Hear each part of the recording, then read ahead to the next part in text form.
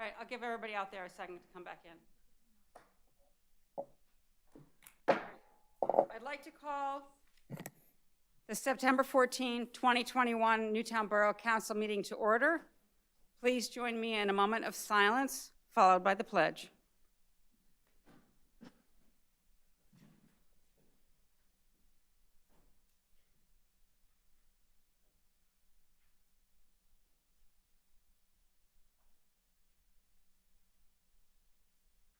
I pledge allegiance to the flag of the United States of America and to the republic for which it stands, one nation, under God, indivisible, with liberty and justice for all.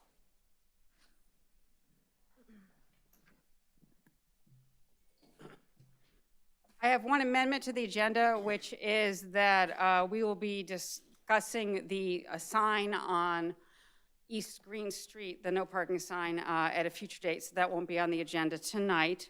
And just as a notice, not an actual official agenda change, but our County Commissioner Bob Harvey is in the area and asked to stop by and just give us all an update on things happening in the county, and we said, sure, we'd love to have him. So he'll be speaking after the solicitors, after the mayor's report and the police chief's report, and prior to Harb. Thank you.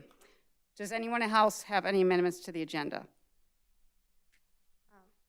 I just quickly added an event for Corky to announce. Okay.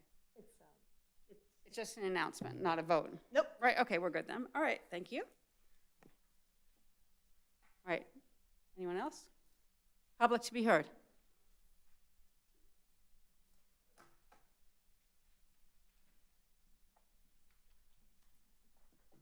Good evening, Council, Mr. Mayor.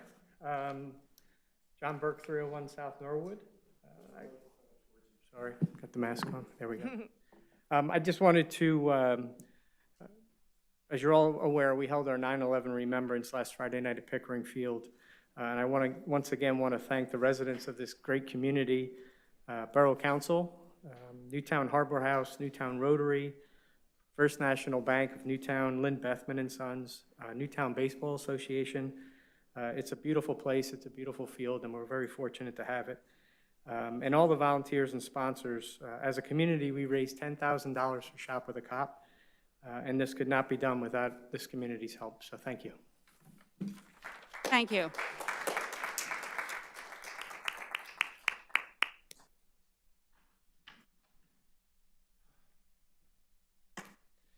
My name is Mark Craig. I live at 217 Washington Avenue.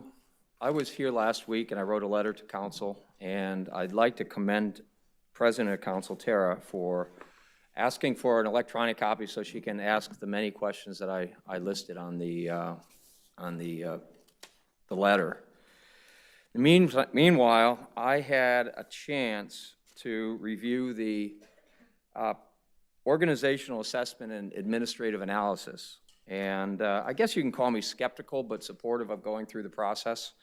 So I'd like to just make some comments on this report, having read through it, because and I'll just list some bullet points that I had on this report. Interviews were made with current members of council and employees. And while the interviews reflect the current perspective, problems and issues cited in the interviews do not appear to be much different than those encountered by previous councils and previous borough employees over the years. Past members of council and employees may have given a different set of opinions. Council members cited inefficient and non-productive oversight of borough functions as one of their complaints. I don't recall similar complaints in previous councils. Oversight of borough functions has always been the role of elected officials in Newtown Borough and should have been understood by current members.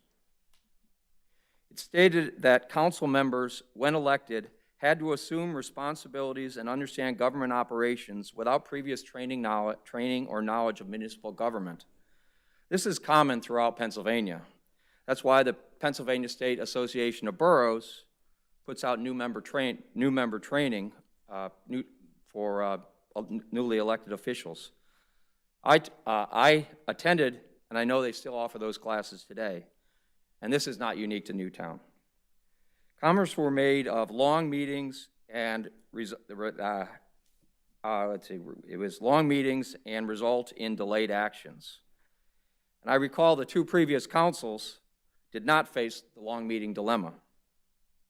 Granted, there are always issues that require extended focus, but meeting length may be a reflection of style versus the need for a manager, and it's unclear what the manager would do to reduce the meeting length. It refers to contracted service providers expressing frustration with inconsistent direction given by multiple people. This too seems to be a matter of style versus a cry for a borough manager. Many of the complaints cited by council members as having to do their oversight, many of the complaints were of council members, by council members, were there having to do oversight in their oversight capacities. And these have been incurred by all previous councils without complaint. This seems to be a personality or possibly a skill set problem.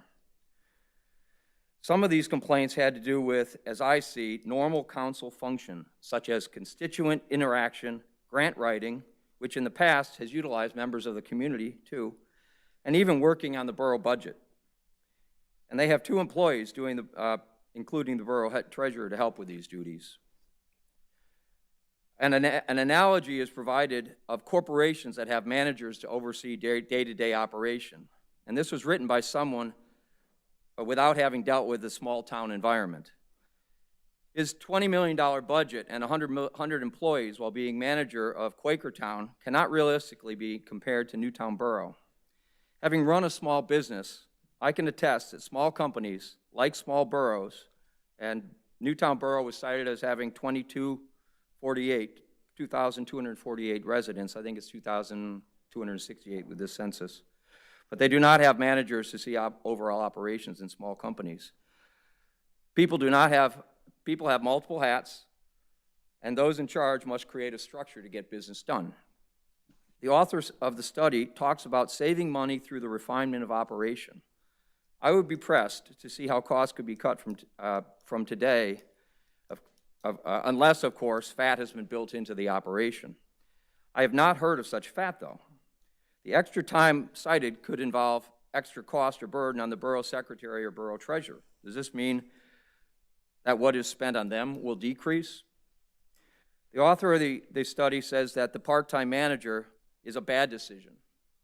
So the full-time manager, costing the borough upwards of $200,000, is the only choice. And the study cites that all members of council are either not working, or retired. It implies that full-time employees could not handle the load. I was a full-time worker during my 12 years on council, as were many of my fellow councilors. You do not have to be not working or retired. You need to know how to manage your time, and you need to have commitment to serve. The consultant says that the borough manager would also be the code enforcement officer, meaning that we would get rid of our third-party contractor. I guess it raises another question. How many borough managers in Pennsylvania are also code enforcement officers, and how many are qualified to do so? Based on my review, I do not, unlike the report's author, see the decision as a slam dunk. His report seems like a hammer in search of a nail, which of course is everything. Meaning, of course, the questions I raised related to the evaluation are still valid, and I look forward to the responses to those questions and the response to your evaluation. Thank you. Thanks very much, Mark. Anyone else?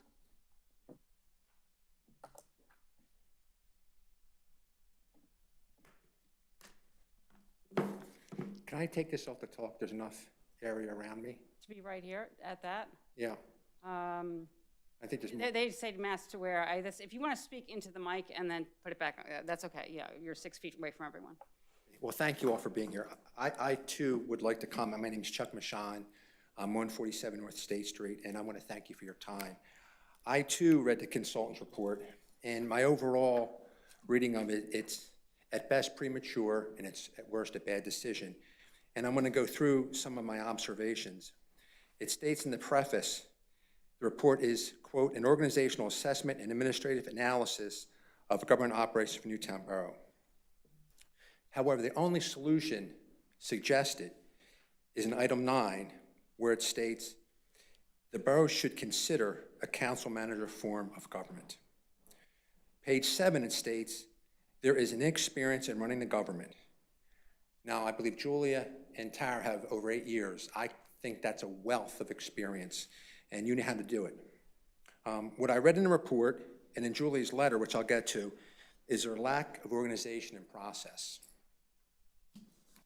The report states, the borough council meetings are long and result in delayed actions caused by lack of continuity and coordination. The continuity here is Julia and Tara. It's a lack of coordination. Just a few lines down, it says, all these consultants indicate that they understand and accept the structure of reporting to a part-time committee, key part, but also comment that it can be frustrating and unclear due to inconsistent direction given by multiple people. There's no continuity issue there. It's a coordination issue. There needs to be a structure among council members and responsibility for the contractor. The report pointed out there's 5 contractors, only 5. There's 6 council people. That's more than one per contractor. In my experience has been, it's in the budget, the councilperson's authority for that, and if it's a non-budget item, they seek authority, or they have a threshold. If it's less than 2,000, you make the decision. And I think Bob, is Bob here? Bob made a comment during the last emergency from the last meeting regarding emergency. Quote, people will get into other people's areas, which is exactly what the report said. A mere 2 lines down from what I just stated, it states council's determining which potholes to fix. That should be one council person. That's in the report. Again, the same page, a few lines down, it says, the secretary and treasurer, quote, frequently play middleman. If there are clear lines of responsibility and authority, there's no need for a middleman. You have your job responsibilities. The report mentions that other boroughs have managers. But again, here's where the report's deficient. Why not best practices of the boroughs that don't have managers? Julie points out last meeting that 365 of 945 boroughs have managers. Well, I suggest that 2/3 don't. What do they do that works? Why don't we study what they do? You're intelligent people. This is a community of volunteers. We should remain a community of volunteers. The report correctly points out that it is a large and financial investment. I believe it's not by finance, it's technically correct to say it's a $4 million budget. But when you break it down, it's really a $2 million budget. $1 million is reserve, $1 million is police, $2 million is operations. This is going to be a significant investment in that, one that I don't think is necessary. My hat is off to Julia. Julia wrote a letter, and there's an old statement, what is a consultant? Consultant, someone you hire to tell you what time it is. He or she comes in, asks for your watch, tells you what time it is, and then leaves. Julia has 5 points that she wrote to the consultant. Only 2 deal with borough manager. 3 deal with the organization of council as they currently exist. Her first one says, administrators handled by outgoing councilors are passed on to new council members when they are elected. This frequently results in new members having to carry out new responsibilities without necessary training, guidance, experience, or background information, and there's often a long learning curve. Again, 2 people with combined 15 years. You have a process, you document what you do, you take the training courses that Mark alluded to. Problem solved. Administrative matters handled by outgoing, there is confusion and disagreement regarding responsibility for oversight of contractors to the borough. For example, public work contractors, tree maintenance. That to me is an easy issue. This is your responsibility, and you create a job description for each counselor, what they do, and it gets passed down, and quite honestly, they create a little process. Here's what I did. And then you onboard them. Here's what I did. That's easy. 5, there is no single point of contact for borough consultants. This results in consultants reporting to different staff and members of Borough Council. Julia wrote the report, and she didn't write the report, but she pointed out exactly what the person said. It shouldn't be that way. One person for responsibility. In all honesty, we have to get our own house in order. Even if you want to hire a borough manager, if council does not have roles, responsibilities, and process, a borough manager will turn into a high executive assistant reporting to 6 bosses. In short, a new middleman. You'd all be telling him what to do, and he or she'd be running crazy. We have to get our own house in order, and then we can decide if we need a borough manager. You're all intelligent people. You can do this. It's been done in the past. Finally, as I said last time, this is a monumental change. Chuck? Yes. I totally respect what you're saying. I hear every piece of it. I'm letting you know it's been 6 minutes. Oh, I'm sorry. I know you're coming to the end, and I know you know what you're doing. I'm just, if you have a ton more, you can give it to us. If you're wrapping up and you're in your last I'm wrapping up. paragraph, finish it. My wrap-up is what I said before. This is a monumental decision. We are community volunteers. Many people in this group volunteer, no cost, a wealth of knowledge. We have to have organization and responsibility. And if we're going to do this, A, referendum, which I think we can do. I looked into it legally. And B, run on it. And then the new people who ran on it say, you elected me to change the process. Thank you all for your time. Thanks, Chuck. Anyone else? Paul?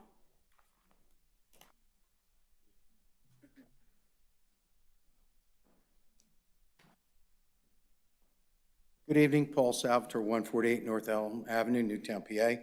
I would ask the members of the Borough Council, when you speak, if you can't remove your mask, to move the microphones towards you, because if you've watched the video, some of you, like Nicole, do a great job. Other people, you don't get it close enough, you can't tell. Like this? That's good, Excellent. but sometimes it's like this, and then you can't. So, and if you're coming, bring your own mask, because if you take one from over here, apparently those are the kids' sizes. Mine just broke, and I had to run out the car, grab another one, so just point that out. John mentioned about our event on Friday night. Tara, you were there. Marv, you were there. I think you would agree it was a great event, brought the community together. That's what it's about. We had Governor Schweiker speak, did a phenomenal job. And the one thing that we emphasized was we can never forget what happened that day. It was nice that we had young people up on stage with us, lighting the candles, reading the names. It was just phenomenal. And we also had the colonial reenactors there doing volleys as salutes at the beginning and end.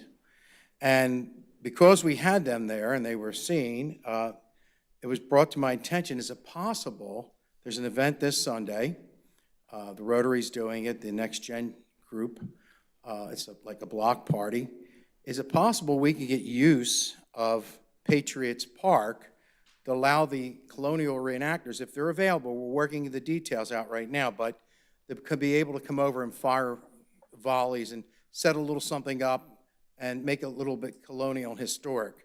You know, the reason I say that, we all know there was a historic battle that was fought there. So how beautiful would it be to draw attention to this great park, that Patriots I Park? think it's a terrific idea. Don't think it's available. I think going forward, we should definitely think about it. Julia, you want to state where we are right now with it? Okay, Patriots Park is not ready for public use. So no, it's not available for this event. I've also, the Historic Association also has asked about using it. It is not ready for public use. So no, I'm So sorry. we couldn't let 6 guys with muskets line Well, up. and I also know that they used to fire muskets during Market Day, but then that was stopped for a particular reason. I can't tell you exactly what it was, but they had to move their reenactors and so on to behind the court inn. I think it had to do with the horses. Might possibly, but Yeah. no. There'll be no Patriots horses there Park- on Sunday. Patriots Park is not available for public yet. Okay, so How about the reenactors, Julia, the reenactors, but not the rest of the public? Well, I think the concern is that the ground is not level. There are holes in it. We don't have the fence up between what is public and what is private. So. we could mark it off and not you let know what, anybody Paul, cross I don't in. want to get into this conversation now. If you'd like to talk about it later, that's fine. But we have not made it a public space yet. Okay. Thank you. So let's talk about it and see if what can't be worked out. Well, we have to know before Sunday, so that's, Okay, all right, today's Tuesday, so we got tomorrow and Thursday and Friday. All right. We'll right. make sure they have enough advance notice. okay, so that you also, Tara, Yes, Last meeting, you had the bills out. They're not here, although they were online. yep. I That's did the print my plan. copy. Rather than running them off, it's a lot of paper. Okay. And yeah, I did All that right, at so my in the house. future, we'll So have to they're print all, 'em we're always going to have them online. Yep. That's okay. Well, that's, you know, if I didn't know and didn't print it and bring it, thinking I was getting a copy, but that's fine. And it's Sorry nice that about you can that. get it ahead of time so we can look at it. So Yeah. thank you for doing that. I don't know if you've got the answers to my questions that I sent you. No, I'm sorry. Okay. This week. I'll give you another month. I don't need a month. All right. Thanks. Anyone else?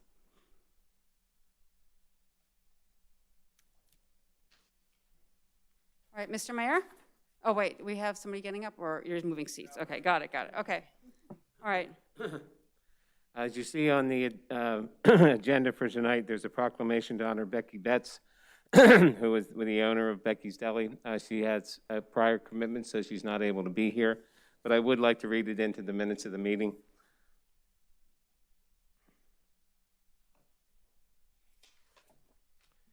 Whereas Becky Betts is a lifetime resident of Newtown and a resident and a graduate of Council Rock High School.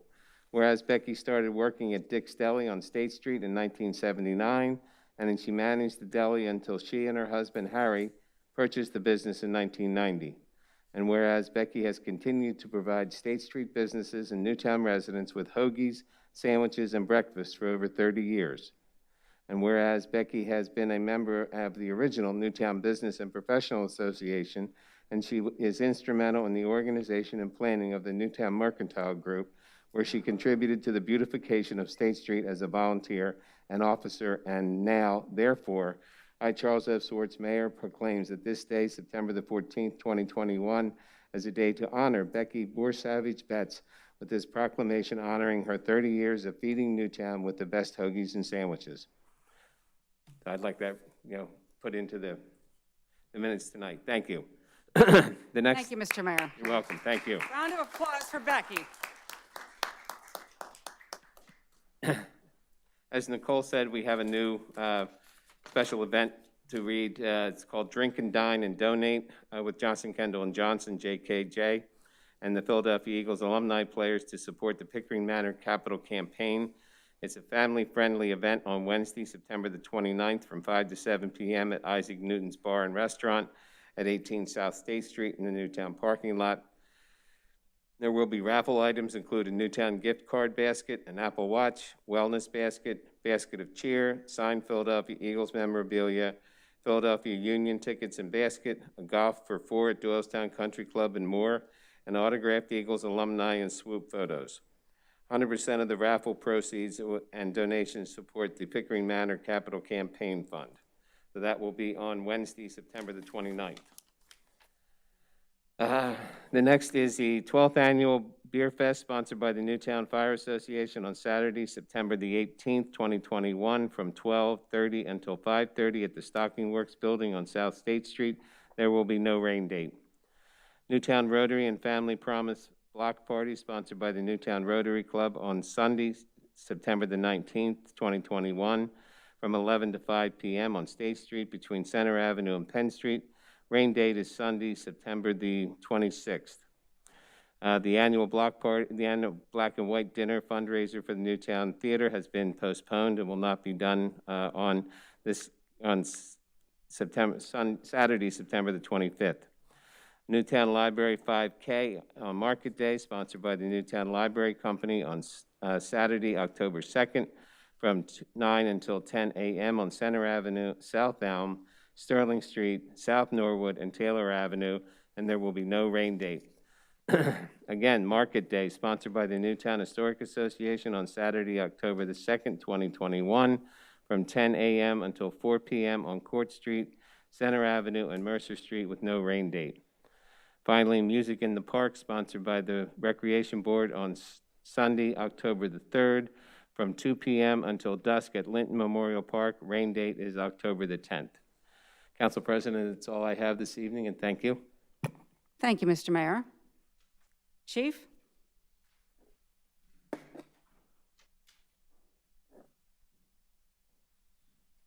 Good evening, Mayor, Council. The police department handled a total of 184 complaints of calls for service in August of 2021. Among incidents of interest would be we had 5 traffic accidents, none involved any serious injury. Apparently, someone was very disgruntled with receiving parking tickets in the municipal lots, and all of our wooden parking signs were ripped down and thrown in the creek. They were recovered, rehabbed as best as possible and put back up, but eventually a more suitable replacement will have to come about. One driving under the influence of alcohol arrest, a 61-year-old Borough woman was arrested for DUI following a traffic accident that she fled in the township and then was arrested in the borough. We had 3 public intoxication arrests. We did file charges on a 43-year-old Newtown Township man for robbery. He accosted a young woman in the early morning hours of August 16th. He subsequently fled the borough and then was allegedly involved in an incident in New Jersey where he stabbed a New Jersey State Police dog and assaulted an officer. So charges were filed, and he's being detained. Just recently was transferred to Bucks County from New Jersey. That's all I have for the most part. If anyone has any questions. Thank you for your role in detaining that man, because It's a shame. The sounds woman was dangerous. very, it's not something you expect to see in the borough, and she was very shooken up by the whole thing. No, you don't. Anyone else have any questions for Chief? All right, and we have Bob Harvey here, our county commissioner, to give us a little update on things going on in the county. Thank you, Madam President, Mr. Mayor, Chief, members of council. Appreciate you giving me a little bit of your time tonight. I was elected in 2019 after serving for 16 years as a township supervisor in Falls Township, so I know a lot about the role you play, as community leaders and elected officials at the local level, and appreciate everything you're doing and all the time you give and energy you give, here to the citizens in Newtown Borough. In my 16 years as a Falls supervisor, most of that as chair of the board, I had almost no contact with the county. And that was something when I won election, decided that I thought needed to change. I think people should know who the commissioners are, and commissioners should come out and meet with the elected officials at boroughs and township level to talk about what they're going through and hear what they're going through and how we can help. And I'd started doing that in January and February of 2020, and then once the world fell apart, I had to sort of put that on pause until and actually just starting up again. So you're the first meeting back. I visited about 13 or 14 different meetings around the county in those first couple months, and again stopped for about 17 months, and so I'm getting back in the swing of things here and came to Newtown Borough to start out. Really just giving an idea of what we're doing at the county and things that you can make your citizens aware of. And also if you had concerns, certainly I'm willing to, kind of listen and see if I can help with any of those. One of the things just to touch on is something that we, kind of campaigned on and is now accomplished, which is a complete redesign of the county website. The county website was designed in 2005 and was not changed at all until a few months ago. As anybody who knows anything about technology knows, a website that's 15 years old might as well have been just made by dinosaurs. So it is a brand new website. It is much more, we think, user friendly. It is going to continue to be adapted. It's what you're seeing on the surface when you look at buckscounty.gov. Is far, far different. There's a lot of things, under the surface that remain to be changed and updated, but a lot of information we're trying to put on there, including information about vaccines. We are still doing vaccinations here in the county. We still have clinics at Neshaminy Mall, as well as on York Road 263 in Warwick Township. Those are county-run facilities for vaccinations, no appointment necessary. The hours you can find, locations you can find right on the website. We are continuing to push vaccinations for everybody who's eligible. We do have in the county somewhere in the area of 31,000 people who have gotten first shots, but not second. We're not really sure why that is. We're not really sure if it's hesitancy because maybe there was a negative reaction to the first shot. We're not sure if, we all got drummed into our heads, 21 days after this dose, 28 days after this dose is when you need to get that second shot. And maybe people just let it go further, and now they're thinking, well, it's been, 6 months or 7 months since I got that first shot, so, I'd have to start all over again. Not true. It doesn't really, we just want to get people fully vaccinated. We're close to about 60% of eligible residents in Bucks County who are fully vaccinated. We want that number to be higher, obviously. And so we're continuing to emphasize that. We've even started working with community college and Gene Epstein, who's a philanthropic, heavy donor to the community college. We've been giving out $100 gift cards to any student who gets vaccinated on campus. And that's had some success, but we're anxious to get more people vaccinated and really hope that, anybody who's interested, anybody who needs that second shot, go ahead and visit buckscounty.gov and go ahead and get that. And obviously now with every pharmacy and a lot of supermarkets offering it, it's very, very easy to get. So we really encourage people to get that second shot and make sure that they're protected and protecting their family and everybody else. Obviously, COVID numbers have gone up across the country. In Bucks County, we've seen an increase. From last week to 2 weeks ago, there was sort of a leveling off of cases, which is promising that maybe that level off will stay leveled off and then drop. But of course, the one thing that we know about COVID is that it is completely unpredictable. It's the only thing we can predict is its unpredictability. And so we're just hopeful that people are conscious and continue. Everybody wants to get rid of the masks and vaccines, of course, are the way to do that. Our hospitals are in very good shape. We have roughly 50 people, between 50 and 60 people hospitalized in Bucks County with COVID. That's across 6 different hospitals. So those numbers have stayed pretty steady. So we are nowhere near where we were in the spring of 2020, when there was a real concern about our hospitals being completely overwhelmed. We are far, far from that, and hopefully we stay that way.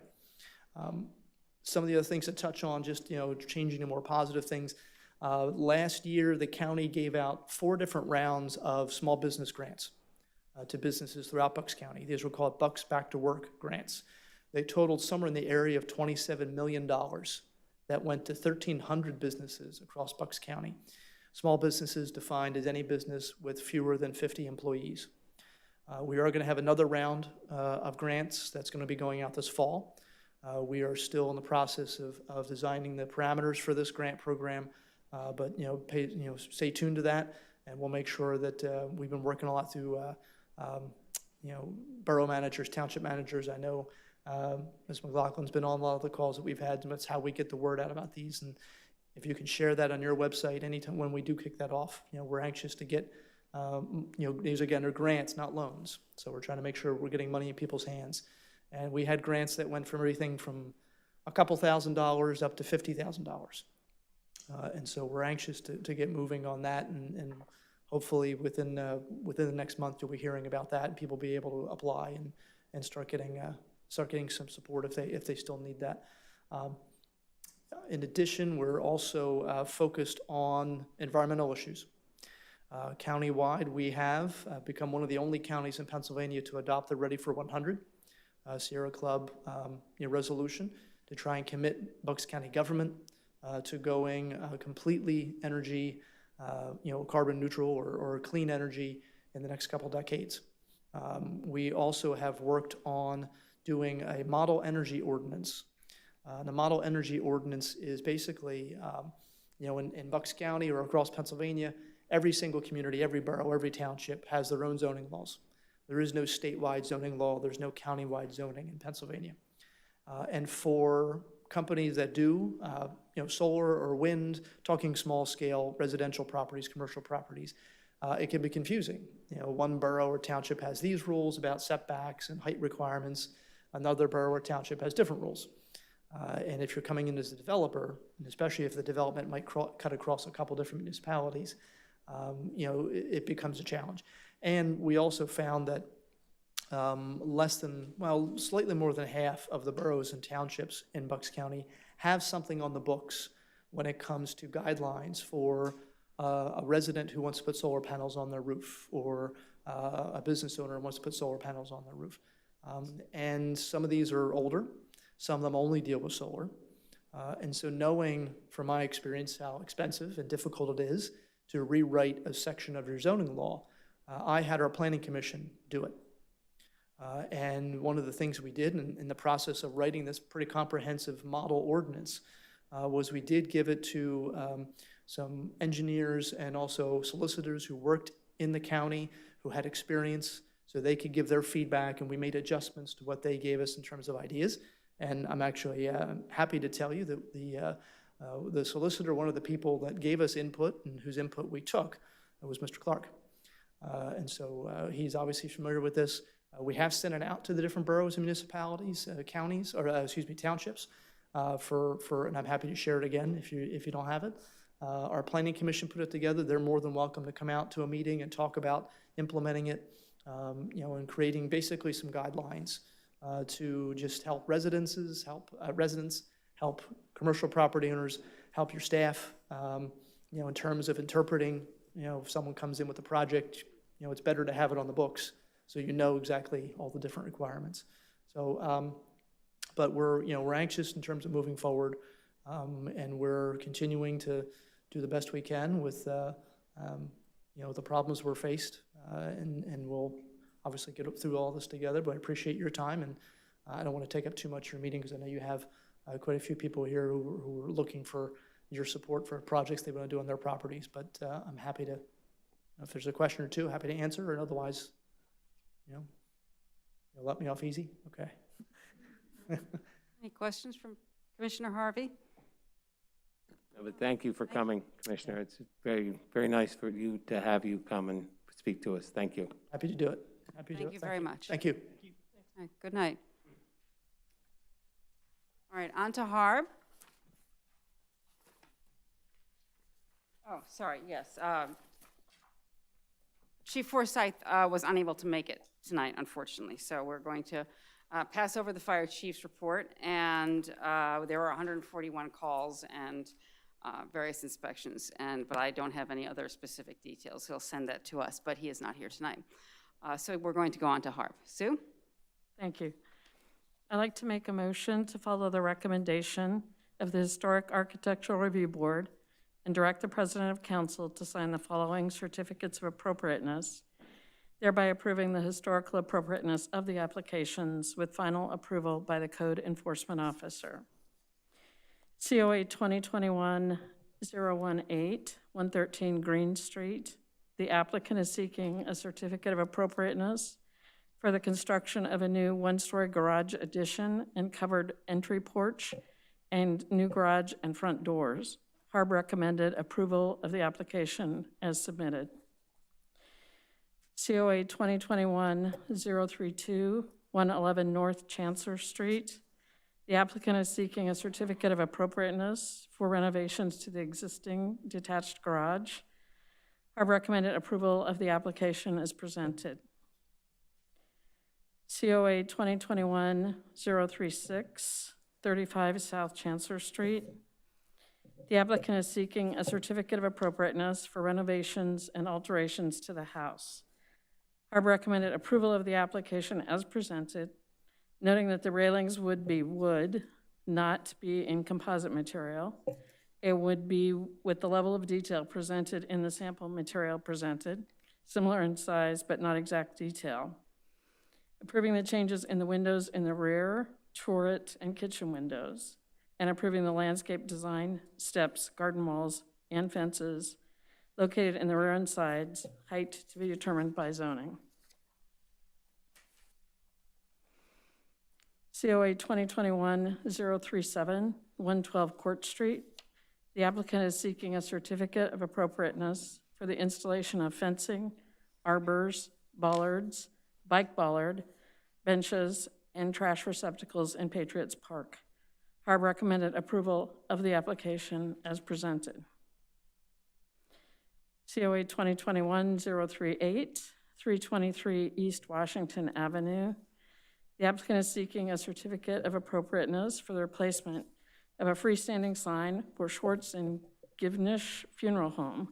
Harbor recommended approval of the application as presented, noting that the sign cannot be internally lit. Do we have a second? Second. Do we have any question or comments on any of these applications? All right, Sue, I think we may have some applicants here. I'm not sure, I can't really see. Is anyone here who'd like to speak? I apologize. Between the masks and it's kind of dark back there and light up here, I'm not sure. No, okay. All right, in that. I am here, but I do not need to speak. Thank you. All right, thank you, Mr. Mayor. All right, in that case, all in favor? Aye. Any nays? Motion passes. I would like to make a motion to follow the recommendation of the Historical Architectural Review Board and deny the following certificate of appropriateness. COA 2021-023, 410 Washington Avenue. The applicants are seeking a certificate of appropriateness for restoration of the existing front porch. Harbor recommended to deny the application with a recommendation to refurbish the existing porch in kind on the same footprint. For purpose of discussion, I will second. All right, discussion?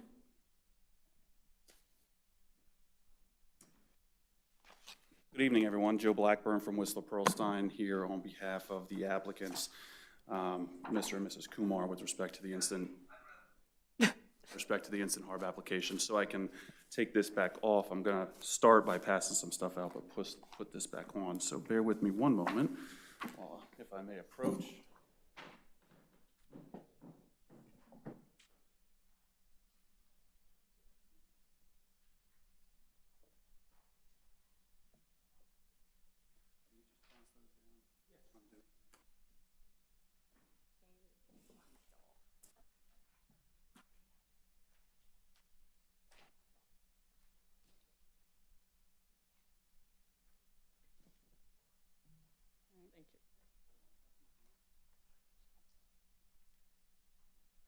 And Joe, before, you can stay up there. Before you begin your part, I want to see if there's any discussion, comments from council before we move into the applicant presentation. Certainly, thank you. Sure, I'll make some comments. Yes. So earlier this week, I actually went over to the site, and I'm very glad that we're discussing this. I do think that a compromise could definitely be made in order to move forward with the Kumar's project. Is Jim here? Yes. Yeah, Jim, could you come and speak to Harb's recommendation, please?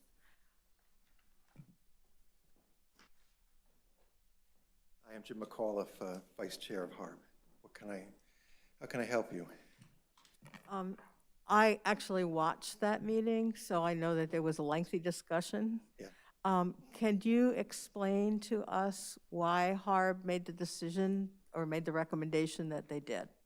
There were two things. So there was the proposal is to basically take down the porch, make it bigger, and then use some parts of it, in the reconstruction of it, I'll call it.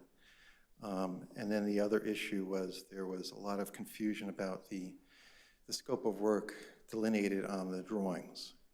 There was some bit of a confusion about one note says this, the other says that. So it was basically a combination of those two factors that we didn't feel confident that we could recommend an approval of that for council. So based on that and based on the conversation that I heard when I attended the meeting, and I live up the street from this, I'm familiar with the porch. There was ultimately Harb made the decision to recommend denial of the application just in general, and just said, just repair it in kind. And you're saying that that was mostly based on the application being difficult to figure out. I know there was a lot of conversation about what materials were being used and where, and what the size would be, and how long things would be, and everything. Right. If the applicant were to resubmit a more complete application, would HARB be open to reviewing it again? Certainly. Okay. All right. And if we were able to come to something tonight, perhaps similar to the recommendations HARB often makes, which is you can't do this, but we recommend approval if you do A, B, and C and don't do X, Y, and Z. And then with the caveat that all of that is proved only if the required details which are delineated are put into the permit application. And then that would save the applicant having to go back again and not being able to start until mid-October. Yes, that makes sense, yep. I guess I'd be somewhat confused about that, because I know there was a lot of discussion about whether we're using this or using that. I know there was a lot of discussion about what kind of roof would go on, and so it sounded like there weren't really enough detail in that application for HARB to really make a not informed is not the word I want.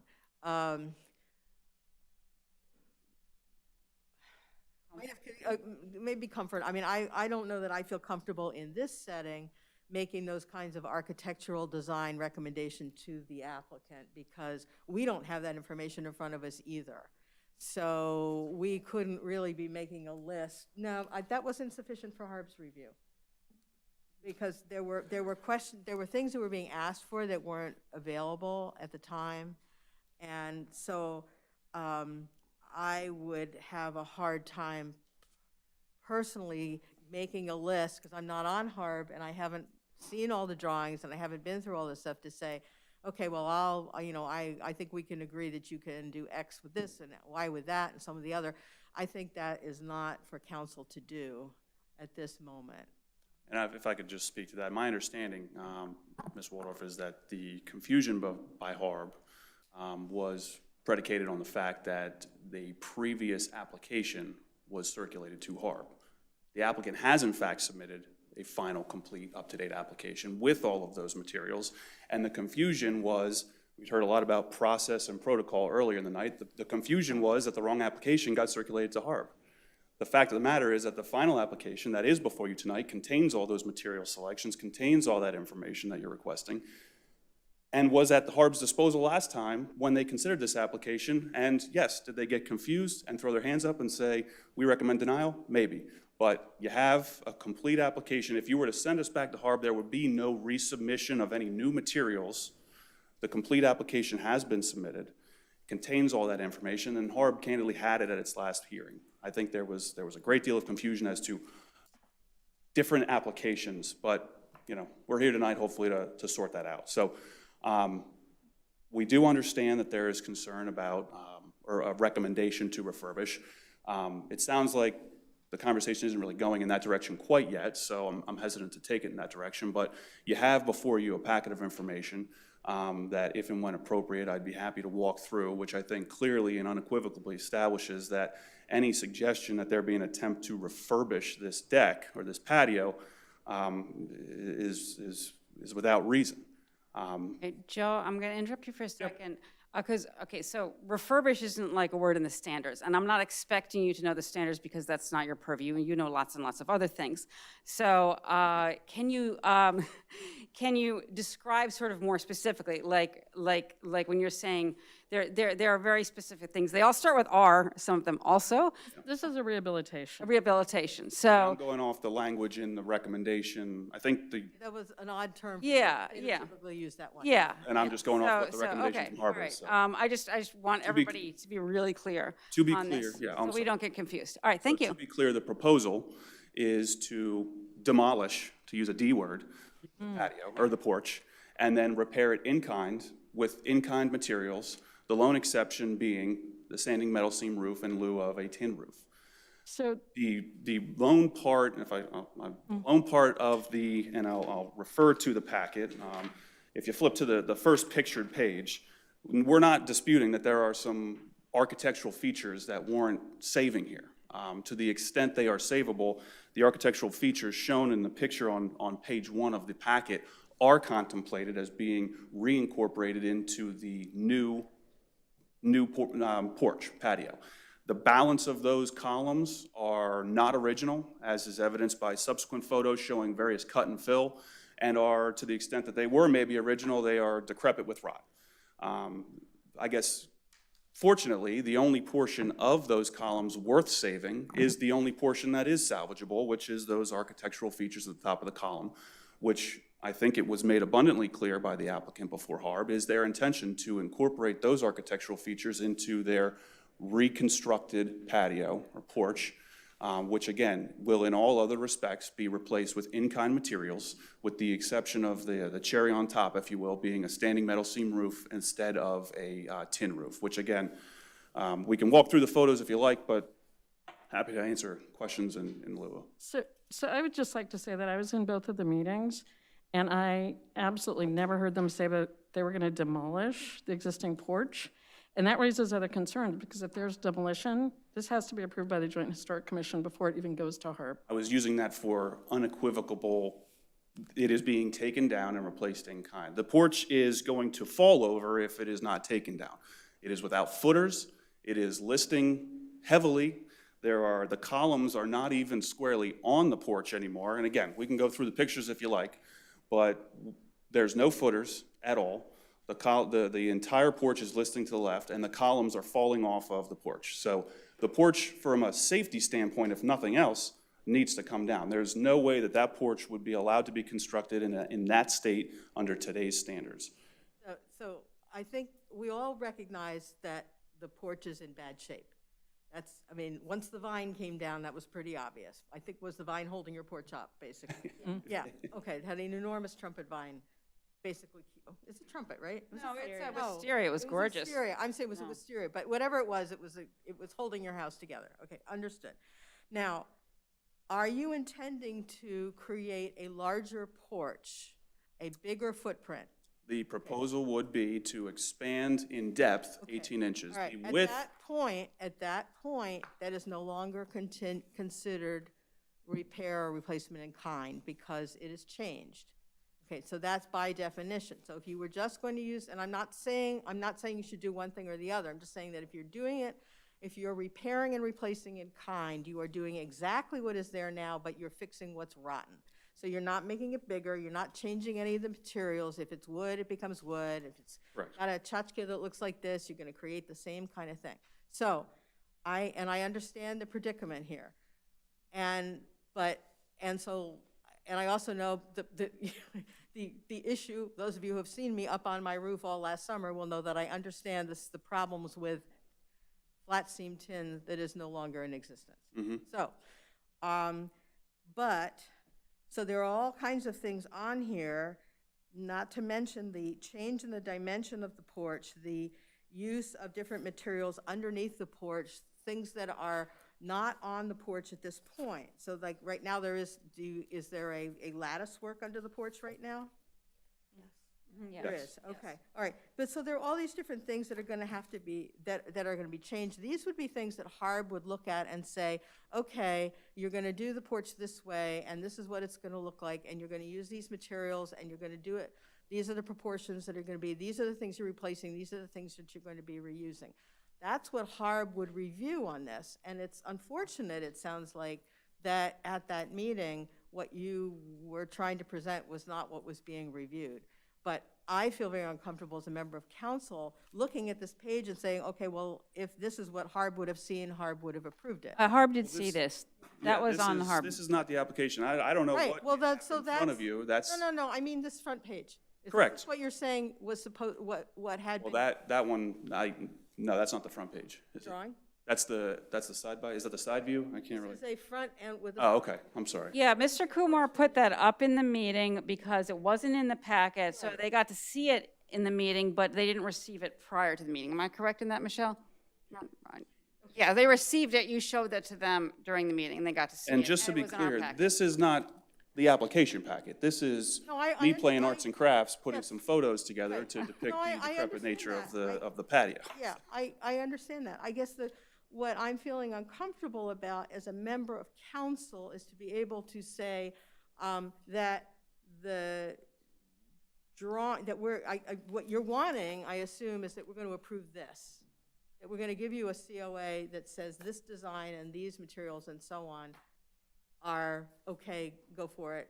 And As further depicted and memorialized in the application itself. Again, this is for illustrative purposes. This is not, I don't even know if this has materials. well, your front page does describe materials. Okay. So I guess my question again then for Jim McAuliffe is whether the items that were on this page that is in front of us to be looking at today, this dated 9/9/21, if that was what Harb looked at and reviewed and had any comment on.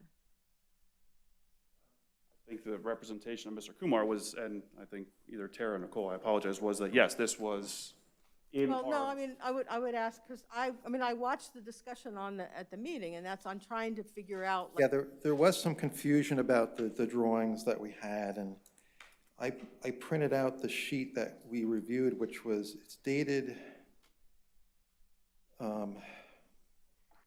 4/23/21, but then there's a subsequent date, 8/12/21. And this is this front porch renovation and it's the front porch, it's the sheet, 2 of 3, page 2 of 3. Yeah, they're the same. So that's what we were reviewing, and that's the one where we found that there were conflicting notes and conflicting scope of work on. with So- the previous application, correct? I don't remember. So Jim, my only question would be then why, okay, so I understand. To me, this looks like a very normal situation that we would deal with, and it is detailed. I have the printout from 8/12/21 that you're speaking of, so I'm assuming this is what you were seeing. This was Yeah. what was in share file. Yes. Our number today is different, but it's the same. Today, it says 9/9/21. I guess it's the printing date or something. But, so,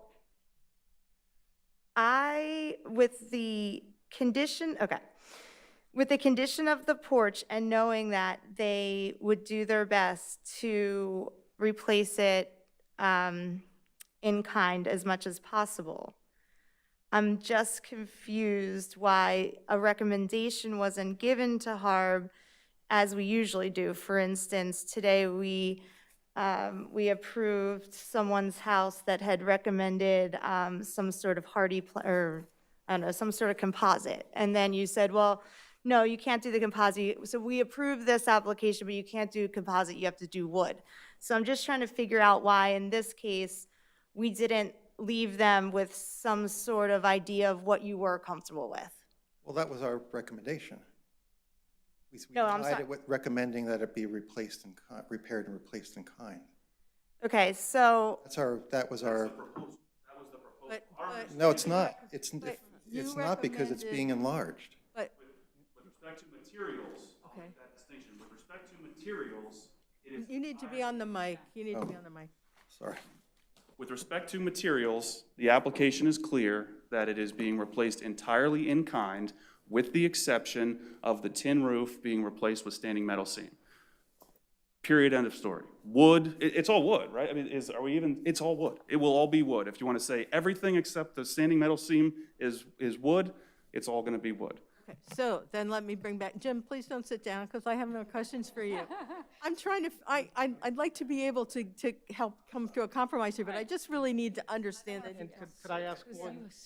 Yeah, I'm sorry. Everybody has questions. I just I'm want to make sorry. sure everybody gets So, hit. Go ahead. a question to Mr. and Mrs. Kumar. When you first got the indication back that enlarging the porch wasn't considered appropriate, was there any consideration of a proposal that, didn't include that? All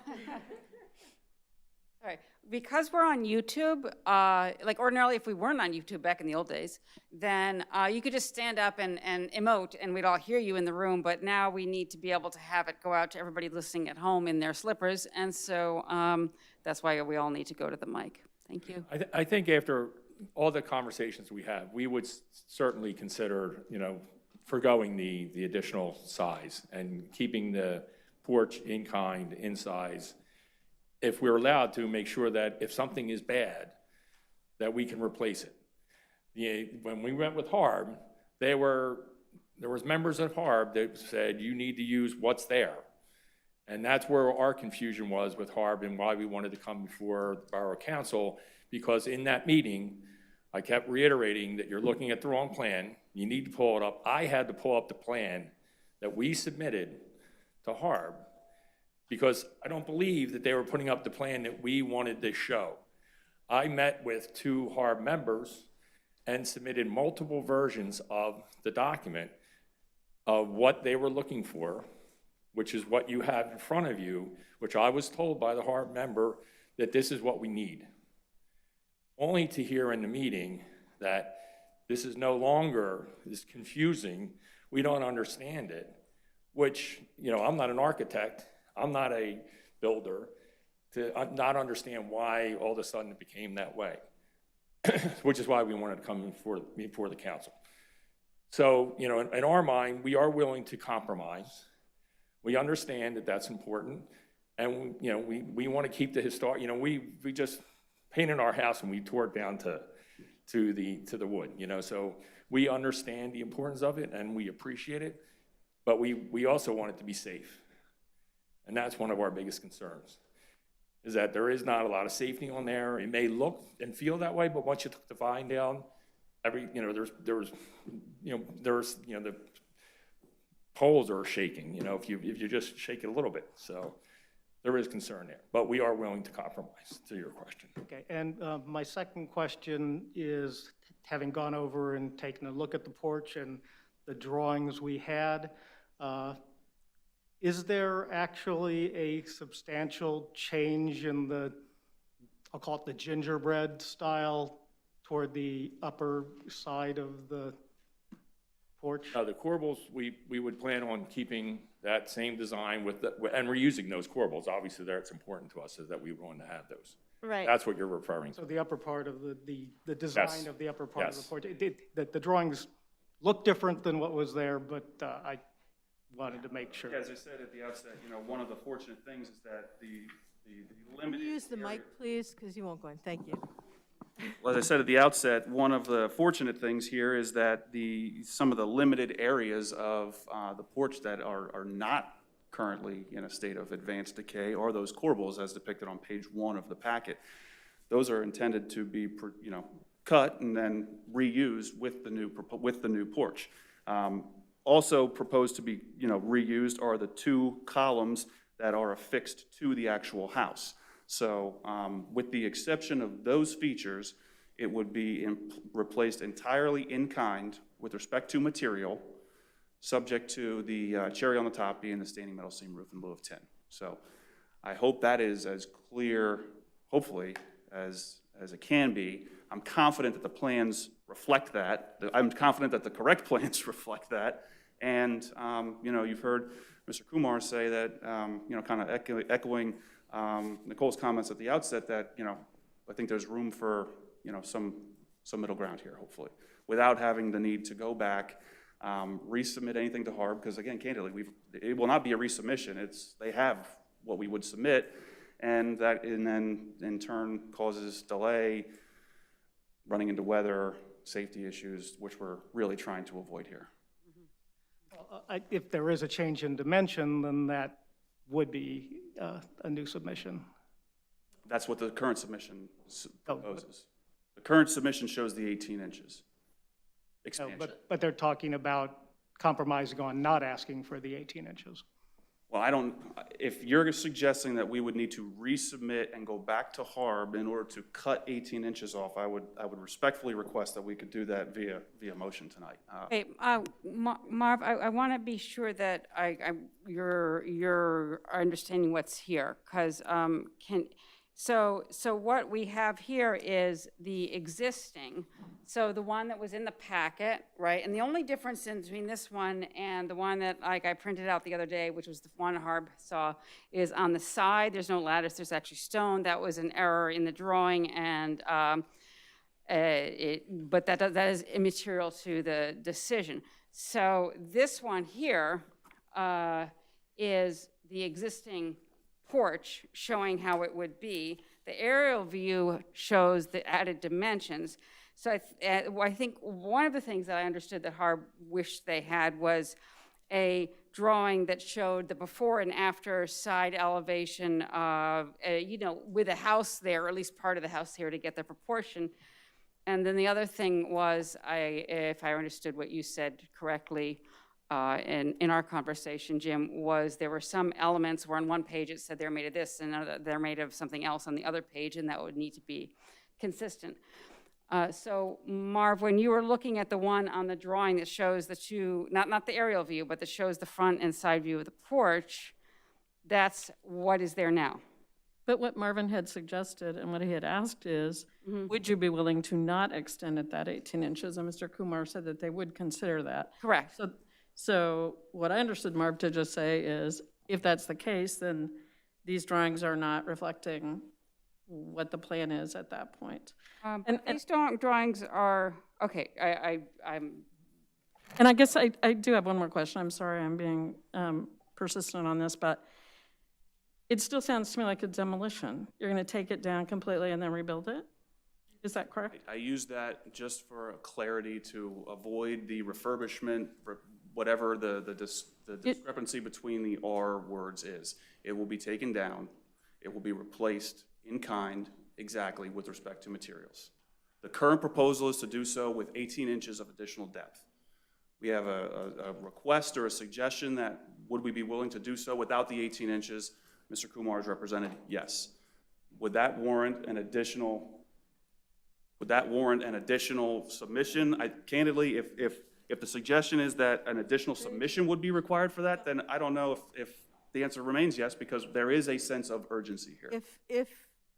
If the Kumars are in agreement to not extend the porch out, I don't believe that that would require a return to Harb, because we're basically following Harb's recommendation that denying the application as what had been presented, but with the remedy of replacing in kind and using the current footprint, which is what we were just talking about now, about not extending the porch forward and just rebuilding it. So, okay, but hold that thought.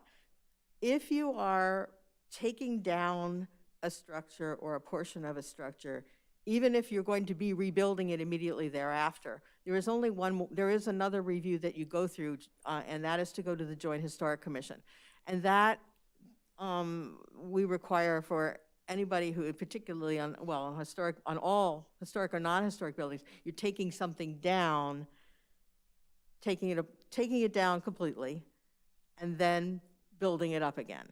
So that requires review by the Joint Historic Commission. It doesn't say that you can't do it. I would want to look into that if it is exactly replacement. For example, I had a shingle roof replaced in kind on my porch, and I didn't have to go to JHC because I replaced in kind.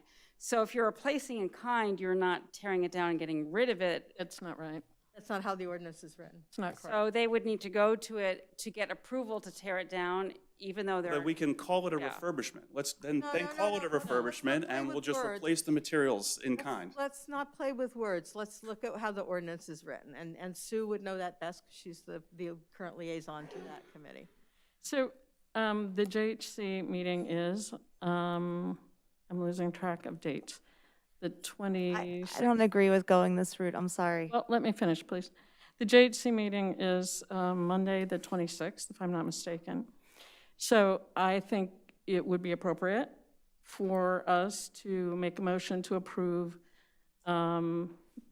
without the extension, but with the caveat that it be presented to the JHC at that meeting. So it's, 2 weeks, not quite 2 weeks from now. Yeah, So but that you wouldn't... submit, I think, a month in advance, so we're... We can deal with that. If Can I just, Sue, my concern with that is then if the JHC says yes to take it down, then that means that they can build the porch however they want. Not if we approve this as presented. Right, because we're approving what they're going to build in place. Like, they can't then say, okay, we took it down, who will put down like really random stuff. That we have approved this specific rebuild. So that's already in place. Usually you go to Harb for JHC first before going to Harb if you want to tear something down, because usually people are tearing something down and then replacing with something different. But in this case, they want to replace it in kind. But they wouldn't have that leeway.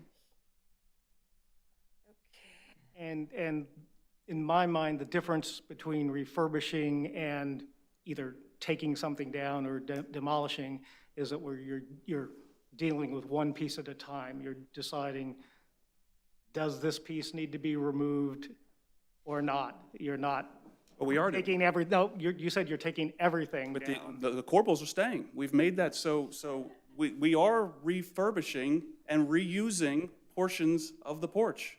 So if this is all predicated on my slip of tongue by daring to use the word demolish, then I sincerely apologize. But what I you're use the word describing refurbish because that's what's in the Harb recommendation.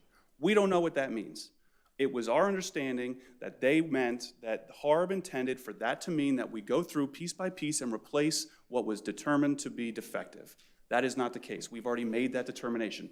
Everything is defective with the exception of the corbels, which will stay, and the 2 columns on the house, which will stay. The balance of the materials will be replaced in kind. Candidly, based on that, I think there is sufficient grounds to say that this is a refurbishment. We're keeping 2 columns, we're keeping four corbels that are being refurbished or repurposed in the new porch. So if this is all based on my slip of tongue, slap me on the wrist. But please don't make this project suffer another month's worth of delay to get another municipal approval that you're saying you're going to get approved anyways once you get. That's just, this it's not a screams slip for of an tongue. ounce of reason to be interjected here. It's not a slip of tongue. Everything you've described is demolition, so you can change the word all you want. That's still what it is. Okay. And had this been presented as that from the beginning, the Kumars would have been told that they needed to go to the JHC. It was never presented as a demolition, whether you use the word or not. I think it clearly was. I mean, well, okay. Fair enough. Question for the intent of trying to get some clarity for myself. If someone has a porch, and I'm going to use the porch that we have here, and it is completely rotten and there is nothing underneath of it, and in order to make it stable, to make it usable and public safety, in order to do that, you have to completely remove it and rebuild it. Is that a demolition? Yes. Or, so But you could, what is like, the take difference between replacing something that is defective with everything the way it is versus taking it down and rebuilding it? So to Marv's point, he was saying, so you would remove the floor, and then you'd see what the footers look like. And then you would take the footers, restabilize them, even them out. You know, like instead of just coming, and then next, you would move to the next step. Like, I think it's just more in steps versus, And we've already done that undertaking. That's already been undertaken. I think if anything has been demonstrated through the Kumar's efforts on the exterior of the house, it's that they're going to do things the right way. They've spent substantial sums on the comprehensive renovation of the exterior of this house, taking the wood down to the wood before repainting, taking the shutters down to the wood before repainting, installing wood box frame windows, installing new roof. The suggestion that they're not doing this the right way is completely bogus. This undertaking, this evaluation has already transpired. They've evaluated and determined what can be saved, and fortunately, it is the only pieces worth saving. It is the corbels. My understanding was that the mahogany porch decking, that you're saving that, right? Mm-hmm. So I just want to say this. I've sat through the hard meetings with the Kumars, And I really understand your frustration. I really do. So I'm not at all against moving forward, but I do think that we need, and maybe it's too focused on doing it the right way as opposed to doing the right thing. And so I apologize if that's the case. I think we can, as I said, approve this with the caveat that at the JHC meeting in 2 weeks, they just review it. So that then, because otherwise we've got JHC didn't have to review this, they didn't have to review that.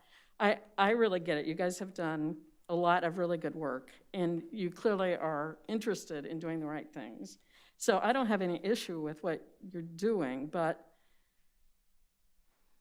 I think we need to get the process right as well. And I know that that process can be very confusing. And I do apologize for that. We're working on making it clearer for applicants, but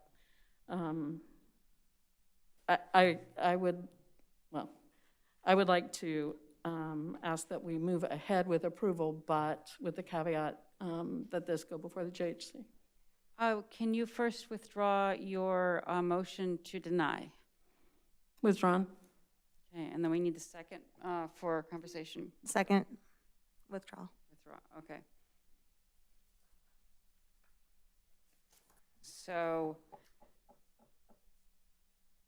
is that a tapping of frustration, or because you have something to say? No, I don't know. No, I would never. Oh, okay, I was just checking. I just don't.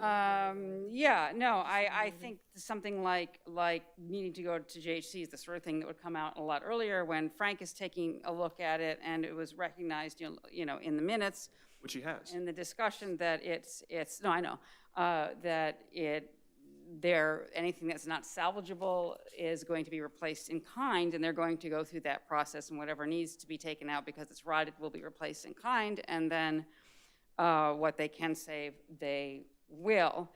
And that the only other question is, right now it's a flat tin roof. They want to do a standing seam metal roof. I know it was suggested doing a membrane, which is a paper, but I looked it up, and it's sort of like a really fancy version of tar, but looking much nicer.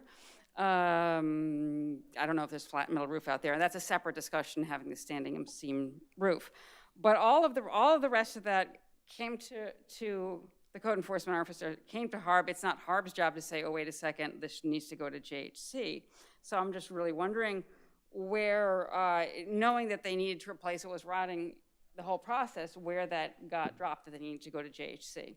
Well, both Jim and Mike went to the house, and their evaluation was that it could be repaired, that it didn't have to be replaced. So that's why. But I think to your point, Tara, that this has been reviewed by the zoning officer, and a reasonable conclusion could be made that a determination has been made that a chip to the JHC is not required, because it has been submitted, it has been approved with respect to zoning, and at no point in time prior to tonight have we at any point in time been told that we're going to JHC. So I think the thing is that our ordinance is written that way, and that, yes, it is an inconvenience, and yes, things have happened out of order, how things have happened here, and it is unfortunate. It sounds to me like an approval of what the Kumars are like wanting to do with retaining the current footprint, I would suspect is going to get approved tonight. But the review by the Joint Historic Commission is part of our ordinance. And if you are taking something down, and yes, I know you're gonna keep the corbels, but when you're taking down the columns and you're taking down the roof, those corbels are not gonna hang in the air. You've got a lot of members that are rotten and you need to take down. So it is a dismantling. You've said that before. You're dismantling and putting it back together. The Joint Historic Commission reviews that sort of thing, and they have various criteria where they will approve demolition or not. Now, this case is, I won't want to speak for that group, but this is not falling under some of the categories that get a not. But by their review, that not only follows our ordinance, but it also is a way of documenting over time what happens to the houses in Newtown, so that there is a document that says this porch was rebuilt in kind in 2021. And it was reviewed by the Joint Historic Commission, and they saw this, this, and this, and they made the following recommendations, and so on. It's not a difficult thing to do. The next meeting is in 2 weeks, but it is in our ordinance, and it is one of the requirements if you are going to demolish a portion of a house. Or dismantle, I think. Well, I would say, yeah, all right, so demolish is the term that's used, but you're dismantling. You're taking it apart, putting it back. I wouldn't argue about this because it's in our ordinance, and so we're trying to follow our ordinance and what is required. Just like you have to go to HARB, Joint Historic Commission actually works alongside of HARB, and and the area that is given to them for review is the demolition. And that is where you are. You're in that schedule. Fortunately, the next meeting is very close by, so you're not. This is not. And we have your assurances that we're going to get on that agenda, because the submission requirement is 4 weeks. It is not 4 weeks for the Joint Historic Commission. It's 2. I think it's 2. Well, okay, if it's 2 weeks from But- tonight, then it's not getting but submitted don't- tonight, so. We'll handle it. All right, I'll take it to the Promise. bank. then. Take a breath. Take a breath. We will, honestly. All right. So I would be comfortable with making the dimensions as are existing. I would be happy, assuming that the design is supposed to be replicated. But I don't feel qualified to judge the roof. Was HARB okay with the standing seam roof? Jim?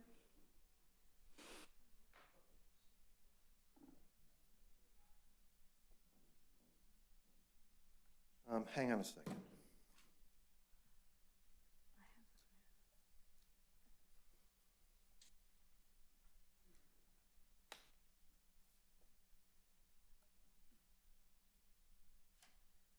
This is from the unofficial minutes.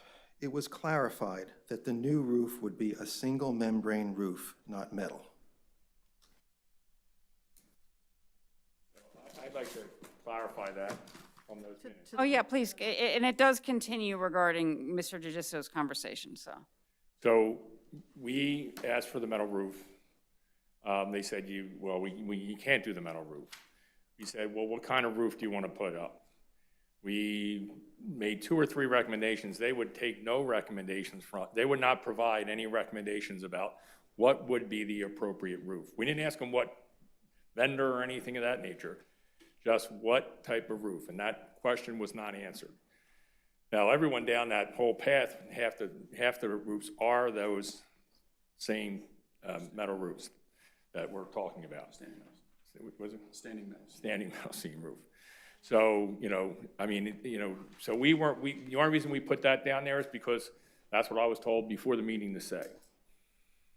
And then that wasn't even approved, so this is where my confusion, frustration is that I'm told one thing, then it's denied and said, oh, you can't do that. Yeah, so to clarify, So- the Kumars were given direction prior to the meeting that this membrane would be preferable, showed it on the plans, showed up to the meeting, were told it's not preferable, pivoted to a standing metal seam roof. So the suggestion now, we don't have any recommendations from anybody. The proposal now, the last thing on the floor, if you will, from the Kumars, is a standing metal seam, which I think there's probably 30 examples of in the 2-block stretch extending on Washington Ave from this property. No. Well, with the exception I will of argue yours with truly, that yes. number. I will argue with that number, but there are standing seam roofs in the area, and I know that's what's being put up instead of the flat seam, because you can't get flat seam tin anymore. Correct. Yeah. So, so you're proposing a standing seam metal roof, and HARB was saying they wanted a membrane. No, we proposed a membrane. Proposed a membrane. All right, well, They said regardless- no. Right, right. We said, how about a standing metal seam like everybody else up and down, with the exception of those originals? And that was summarily denied as well, recommended for denial. All right, that doesn't quite match the minutes, where it does say, Mr. Giudico said that the look of the rebuilt porch would be in kind. He said that they would disassemble the roof and reassemble it, rebuilding the structure underneath. He said that they had wanted to use a metal roof. Mr. Hutchinson said at the site visit that a single membrane roof was more appropriate. Ms. Kumar said there would be a hole in the roof for the gutter, and then they go on to discuss the gutter. So that's what we have from the minutes. Well, I'm I'm not sure if those that's- are official. We've not been given a copy of those, so I can't comment on them. But the proposal is a standing metal seam. I think that's, I don't know how much clearer I can say standing metal seam. So, this is kind of circling back to my initial comments when I was talking about that we're, as council, finding ourselves in a situation of having to make decisions that HARB generally makes. And that's kind of, Marv has brought up that same question. So, Would we like to hear from Mr. McAuliffe again? sure. Thanks, Jim. Aren't you glad you came, Jim? We're glad you came.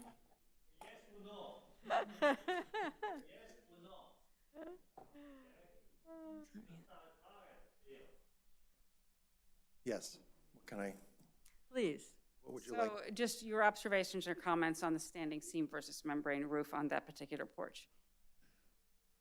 As, put me on the spot here. That's okay. I think that, you know, from a visual point of view, it's a different roofing, and it would be, the standing seam would make the roof more visible, because they're like inch tall, and it's not, it would be a pre-finished steel panel system. We've had that come in the past. We see it a lot on additions and, you know, new construction. That's, you know, I can't speak for the whole board, but what I will say is that the appearance of a membrane is very similar to the painted tin. So there's some sympathy there with that material. That's what we described, you know, to Mrs. Kumar at our site visit. What would you say is more approved up and down Washington? What are there more of right now? I can't speak for every building on Washington. I don't have the documents in front of me, okay? So my proposal would be is if we're trying to move ahead with something that we include in our requirements, the membrane roof, that leaves the Kumars with the option of going back to HARB if they want to argue for something else. The membrane is not going to be acceptable to Mr. Kumar. Oh, yes? Any roof. We're back to, please just give us some direction and we'll move on. The membrane roof was what was initially proposed based on the site visit from certain members of HARB. So that was initially acceptable. It remains acceptable. I apologize. I thought that was, no way, not let's get out of here. And I do recall hearing the conversation during the HARB meeting, and it was confusing. I agree with you. So you'd be okay with a membrane roof, which will have the same look as the flat seam tin that you currently have. Yeah. All right. So how does that affect a motion? I'm not sure. All right, let me make a stab at it. I would like to make a motion to approve COA 2021-023, noting that the porch will retain the existing footprint, the roof will be a membrane, and predicated on a determination of significance application being presented at the September 26th JHC meeting. I'll second that. Any further comment or question from council? I just think that involving the JHC when it's like we're not putting any new materials on is just kind of setting something up that we wouldn't want to deal with. For instance, if someone has wood windows that they think are from 1970s, so are JHC going to come and give their opinion?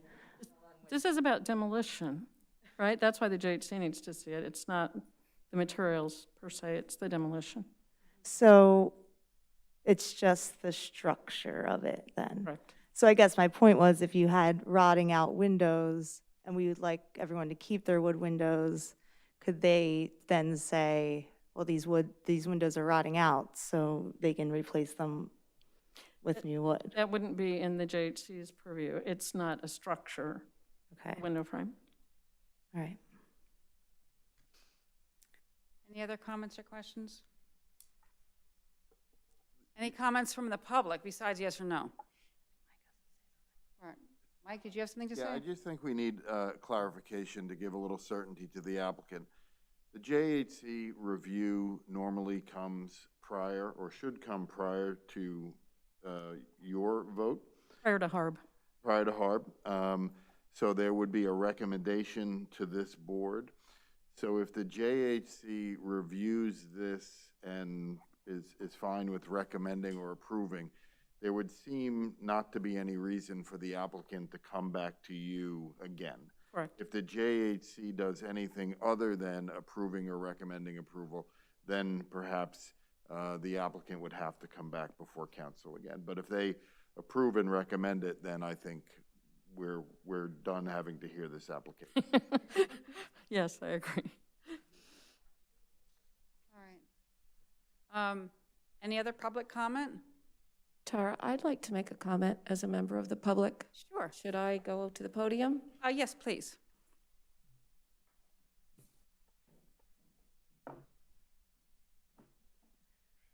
So Judy Musto, resident.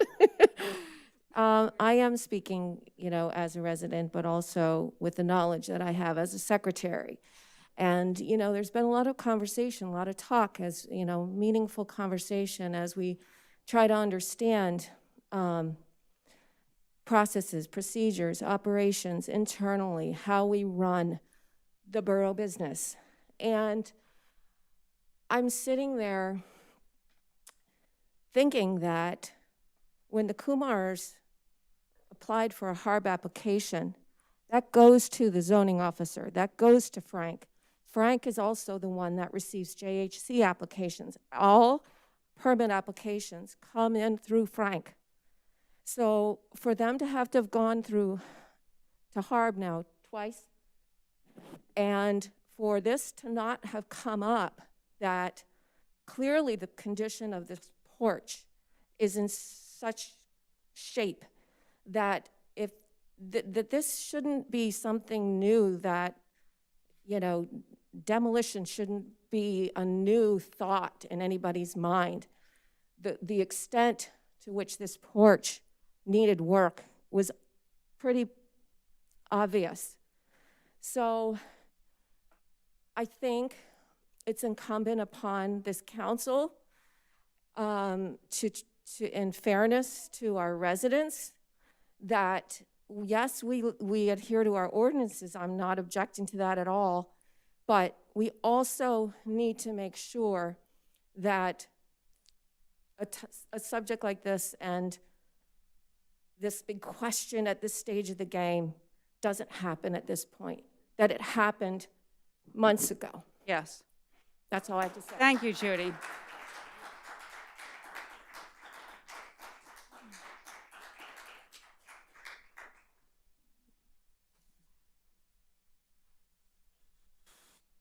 Any other public comment? All in favor? Aye. Thank you very much. Nays? Motion passes. I'm a nay on that. Thank you. Ms. Turner, I can copy you on the JHC submission to make sure that you navigate those waters to get us on that agenda. Absolutely, and I'll contact them anyway, yes.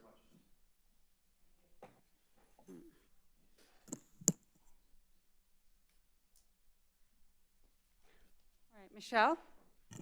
Thank you. The first item I have for you tonight is certificate of completion number 2 for 261 and 263 South Lincoln Avenue, which is the final certificate of completion. All of the items are now complete in this development, which, as you might remember, it was one lot that had 2 residences, and then council approved the subdivision to add a property line. The public improvements included concrete aprons, a sidewalk, and trees. As I have said, that is all now complete.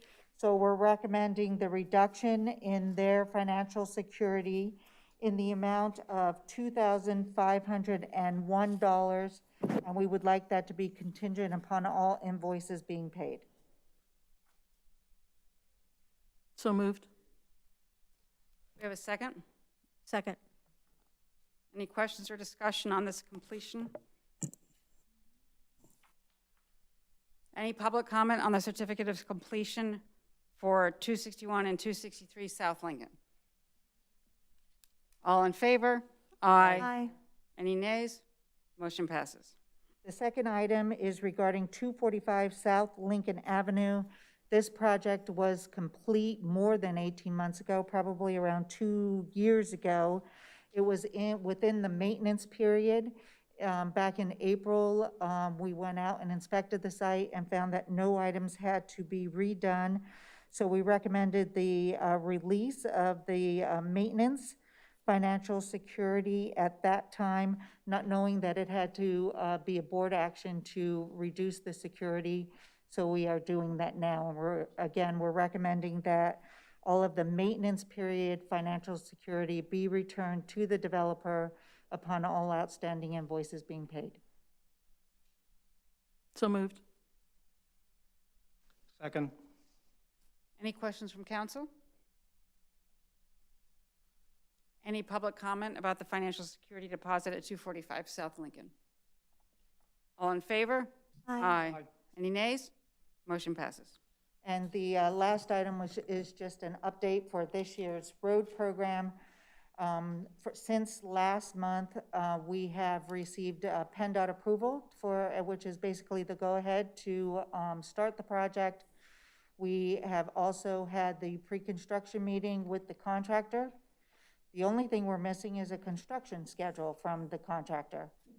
We requested one again at the end of last week. We were told that we would have one at the end of this week. I requested that it be received by today, knowing that there was a council meeting, and I still don't have it. I believe the problem is probably with their subcontractor for the concrete work, and they probably can't get a schedule from them, but we do expect it by the end of this week. Thank you, Michelle. Does anyone have any other questions for our engineer? So you will keep the fire department updated on any potential work on their curb or any work on the street that would block their trucks? Absolutely, and the police chief also. All right, thank you.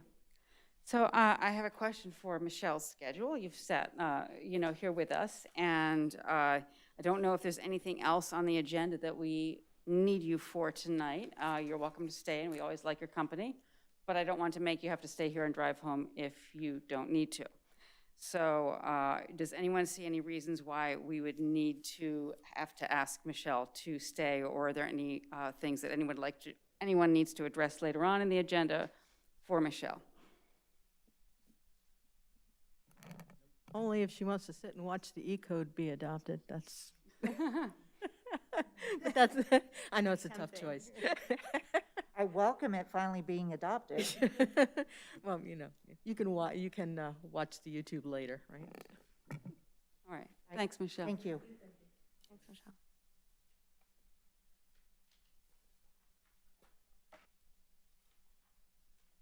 All right, solicitors report. Thank you. We do have that E-code adoption as one of the two action items this evening.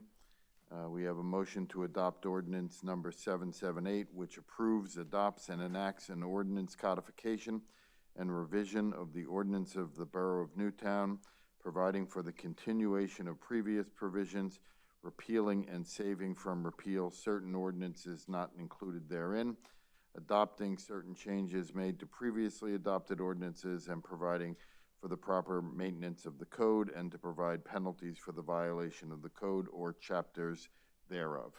This has been properly advertised. This has been properly reviewed by the planning commissions, and it is ready for your consideration this evening. All right, I'll entertain a motion. So moved. Second. Questions, discussion, comment? I guess I would say for the public, once we adopt this, that the whole borough code, all pieces thereof, will be in one place on the borough website. You'll notice shortly, if you are a person who spends a lot of time on the borough website, that a lot of the links are going to disappear. As we take down all the old ordinances, it will be a whole lot easier for everyone, because it will be, it's the E-code, it's done by General Code, which is an outside vendor, and you can put a search term in at the top of the page, and it will pop up all the sections of the ordinance that have something to do with whatever topic you put in there. You can print out what you want. It will be updated. There will be a list of new ordinances as we pass them. It'll all be in one place, and we will finally be in the 21st century. Thank you, Julia. Do we have any public comment? All right, and I would like to say thank you, and thank you to all of council.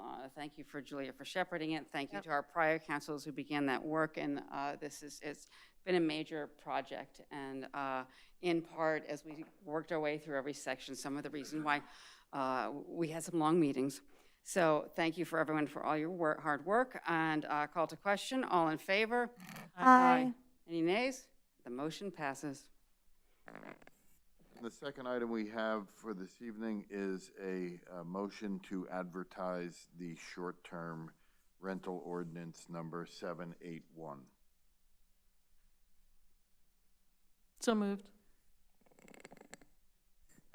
Second.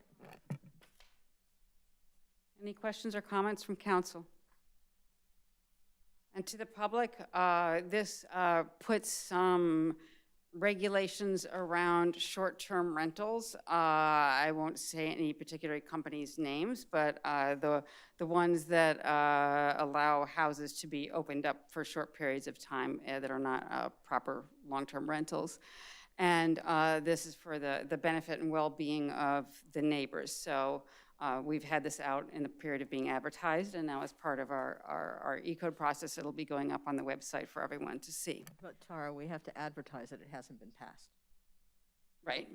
We're looking at it. We're Yes. So sorry, I'm so excited. Okay. Yeah, don't be too excited. Yes, we're making a motion to advertise. Yeah. So we did do that, but our planning commission did review it in early August. We went over, they made some comments, and solicitor took a look at them, and so the copy of the ordinance that we have in front of us has those changes, and based on the explanation and the response to the planning commission's comments.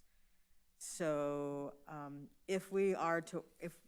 because we've made a motion to advertise, we also need to pick a date for the actual public hearing on this, right?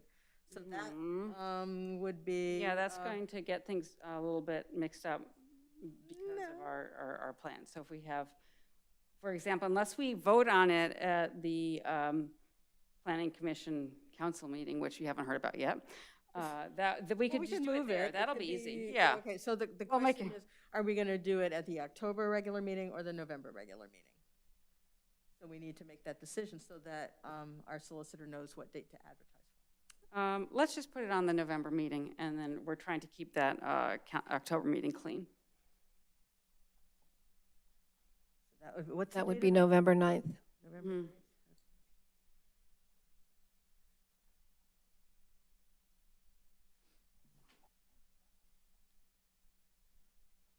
And I guess the question is, does anybody have any comments about the changes to the ordinance that were made in response to the Planning Commission comments? I think we reviewed all those already. No, we just got them Friday. You've gotten the Planning Commission comments previously. The revisions that incorporated the Planning Commission comments are in the newest draft. Right.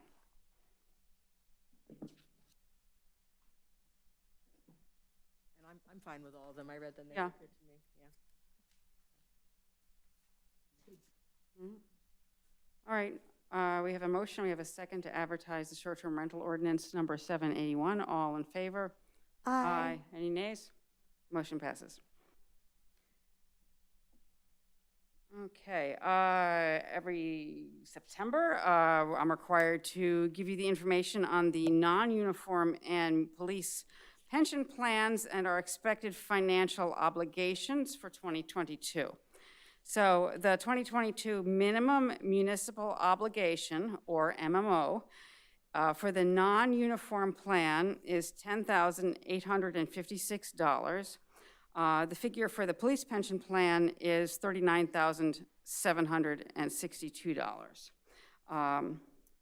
And for anybody wondering, our pension plan is fully funded.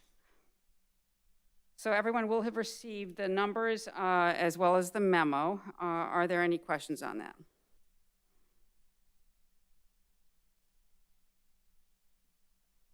No. No, okay. All right, we are tabling until sometime in the future the removal of the no parking sign on Green Street at North Lincoln. And then I just have a couple of meeting announcements. So, and then also a general question for council. This is something that we usually do after Thanksgiving. So let me start with our meetings. The work session in October is going to be 45 minutes late.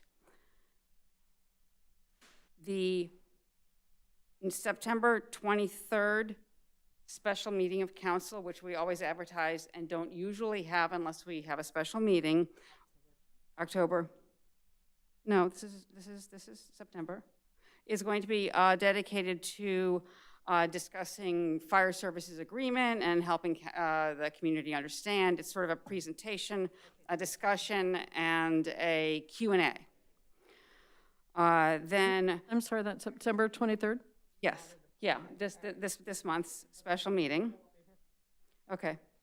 The October council meeting, what we're going to do is move as much of our usual business as possible to the October work session, the one that's starting 45 minutes late, and use the October council meeting as a time to meet with the Planning Commission in here.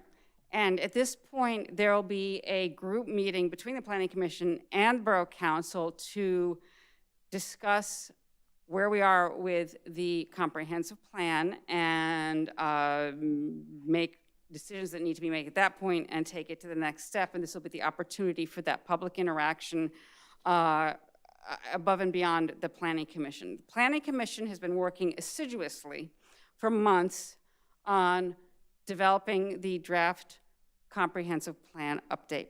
And so this will be the first time that we all get to sit together, the full council. We've often had many attendees at their meetings. This will be the full council and the full Planning Commission and the public meeting together on this topic. So we're going to use that second Tuesday of October for that. Judy, do you have the date on that, just for everyone's? That's October 12th. 12th, right. Okay, and then the last thing is, as usual, the fourth Thursday in October is our special budget meeting, and we have that every year, and we'll have that this year too. The last piece, moving into November, is we have historically always had Borough Hall closed on the day after Thanksgiving, allowing Pat and Judy to use their personal days to take that Friday off. And if council is okay with it, I would like to continue that practice this year. And that's all I have for my report. So next we have recommendations for governmental operations, a presentation for Joe Lovey. Bilo Lovey? Joe Lovey, are you here, Joe? Oh, you bring your stuff in, all right.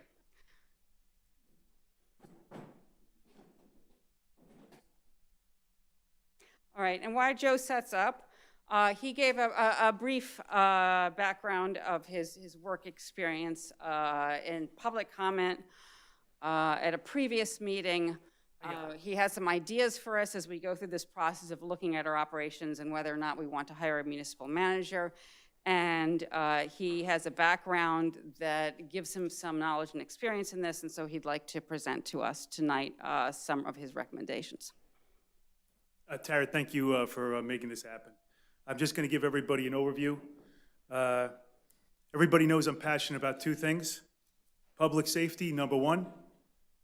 Second thing, utilization of our taxpayer money, effectively and efficiently. Some people say wisely. You talked about my credentials and so forth. I'm going to leave that to last.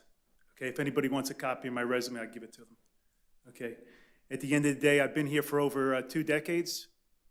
I have experience. I've listened to the community. I've listened to the people. I have a decade of experience in volunteering for the fire department. I have 3 decades of domestic and international experience and exposure with cultures, industry, public and governmental infrastructures. Everybody knows how this all started was 2 months ago.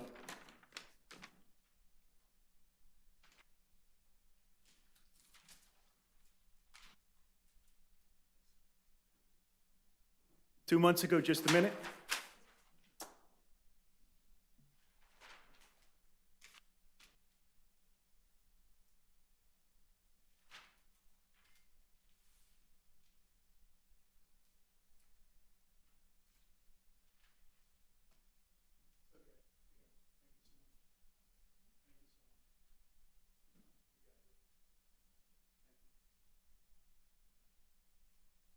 I apologize for that. I didn't use PowerPoint or anything because I saw last week Julie had technical problems, so I went to the old school stuff. Okay, 2 months ago, I asked the borough one easy question. Top 3 reasons for assessing to hire a town manager. I have no problem of hiring anybody, but I do ask these 3 questions. And this is what I was told. The source of this, if anybody wants to go to, because there are people on TV land and there's people in YouTube land. You can go to YouTube, July 13, 2021, and there's the meeting. Basically, I was told this. 3 reasons for assessing it is they're not utilizing our taxpayer dollars effectively and efficiently or wisely. Number 2, managerial roles of council members, people come and go. As we all know, your team's going to change. A minimum of 3 new people next year, possibly 4. Okay, learning curve. The last one was, I just changed the order. The last one was external demands, requirements, forms, more things to be done, external compliance. I took these as problems, issues, dilemmas, and basically I'm coming up with proposed recommendations. They're tools for your toolkit, okay? Then all of a sudden I had a meeting with Tara. She wanted a binder. After watching the Eagles play, I said to myself, let's make this a little bit more tangible. You know what you guys lack? Playbook. Okay, there's no playbook here. After 100 some odd years, 3 new players are going to join the team. There's no documented playbook. Okay, that's the problem here. Okay, bear with me. First, we're going to do this. Newtown Borough Council's fiduciary responsibility is to utilize borough taxpayer dollars effectively and efficiently. Do we all agree with that? Yes or no? We can say yes. You got to say yes or no. Yes. Fantastic. I just want to let everybody know out in TV land in the audience, Newtown Borough equals this. Council plus the stakeholders. Who are the stakeholders? That's the taxpayers. So everybody has a vested interest in this. Now that we agree on this, I was trying to find the word for this. I'm trying to make this a little bit educational and entertaining simultaneously. My neighbor across the street is Jean-Pierre. He's one of 250 master French chefs. How do you get something done properly to make sure it works properly? Ingredients. If that's the overall fiduciary responsibility. Joe, can you speak into your microphone so the people out in TV land can hear you? Sorry about that. I'm going to pull this a little closer.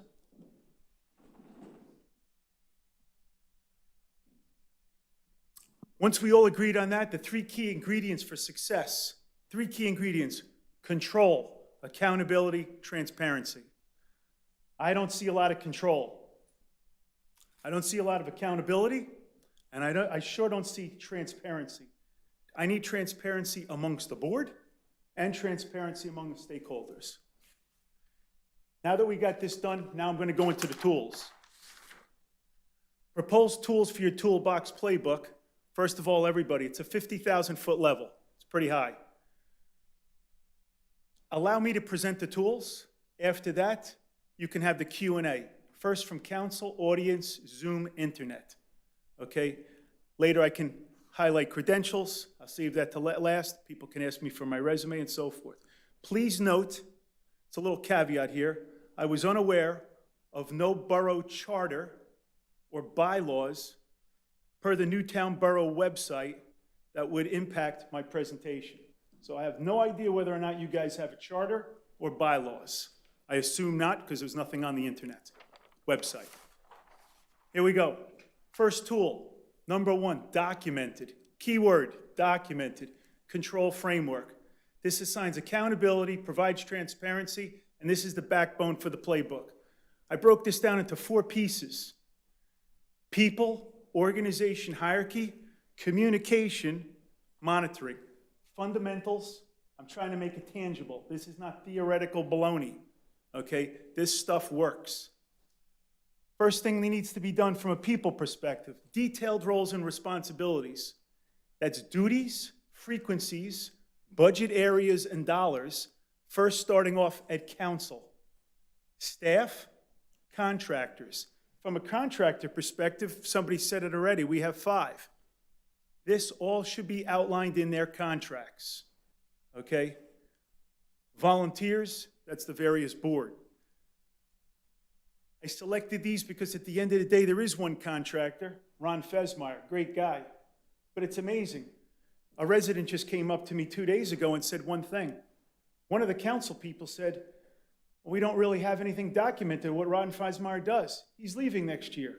Guys, every guy, first of all, this needs to be documented because my question to you then is this. How do we know what they do when all of a sudden they submit a bill? They do itemized bills, and Ron is putting together. So I know that, but I'm just saying, look, guys, 20 some odd years he's been here. Please, let me finish, then you guys can ask any questions, okay? Organizational hierarchy. What I mean by that, this is a reporting organizational structure. There's nothing here. I don't know who reports to who. If it's anything, it's a lot of this. You have 2 structures. Wait till you hear this one. The day-to-day activity and one for emergency. Corky, I thought of you on this. At the work session, Julia, you brought this up. We had Ida. The phones went off the hook to all these people. If you ask me, that was a flood. That was an emergency. Okay? Truthfully, the organizational structure for day-to-day activities is totally different than an emergency. Think about it. We had a flood. Thank God, no one got hurt. But at the end of the day, my understanding, Mr. Schwartz, he's in charge of emergency. Okay? So I'm just giving you the tools. You guys have to come up with the structure. But think, maybe there should be 2 structures, day-to-day emergency. Okay? Bear with me. Communication. Here we go. The only way we communicate, meeting minutes for all. We need meeting minutes for the existing and ad hoc committees and boards. I was very disappointed that I could find HARP minutes, rec minutes, but when I ask a question, can I have a copy of the finance minutes? There are none. That's unacceptable. That's totally unacceptable. Because my thought is this. The finance committee's made up of 3 people and a treasurer. Well, at the end of the day, the other 3 people on council or 4 people on council need to know what's transpired. We will have a meeting right after this. Somebody will discuss from the finance and budget piece what is going to be done. The only thing I've ever seen quoted from the finance and budget people is one thing in 20 years. We are going to approve this many expenditures. I have not heard one comment whether or not we are above or below actual budget forecast and so forth. I keep on going. I think we really need to reassess meeting frequencies. This goes back to something that Tara and other people have brought up, to enhance and mitigate learning curve. It was brought to my attention why we don't have a documented framework and we do have a learning curve and so forth, that the Budget and Finance Committee meet quarterly. Guys, this is unacceptable, okay? It might be great if you guys were up there for 10 years, okay? At the end of the day, I think you need to reassess that. I'd go back to monthly, but we'll talk about it later. So I've gone people, organization, communication, monitoring. Remember, you guys set the tone. We need to be in control. I am now trying to do accountability and transparency. This enables it. But now we need to monitor this. This is the control. You guys need to inventory all operational reports, okay? What it is ensure that all users, that's council and resident taxpayers, have access via the website. This, first of all, my most important thing is this, and again, I talk to people. Council people need to know of all reports. It should be not a painful thing to get a budget actual forecast report. I'm sorry, I don't see one. The only thing I see on the internet is a budget forecast, is a budget, which was done last November. I continue, that's tool 1.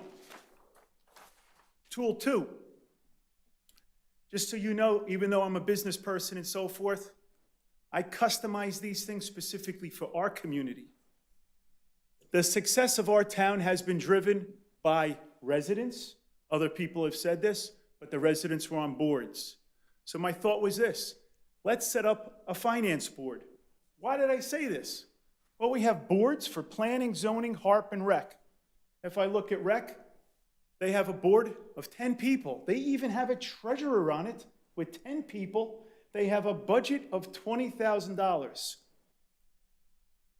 They meet bi-monthly. Just see the trend here. We have HARP. They meet monthly.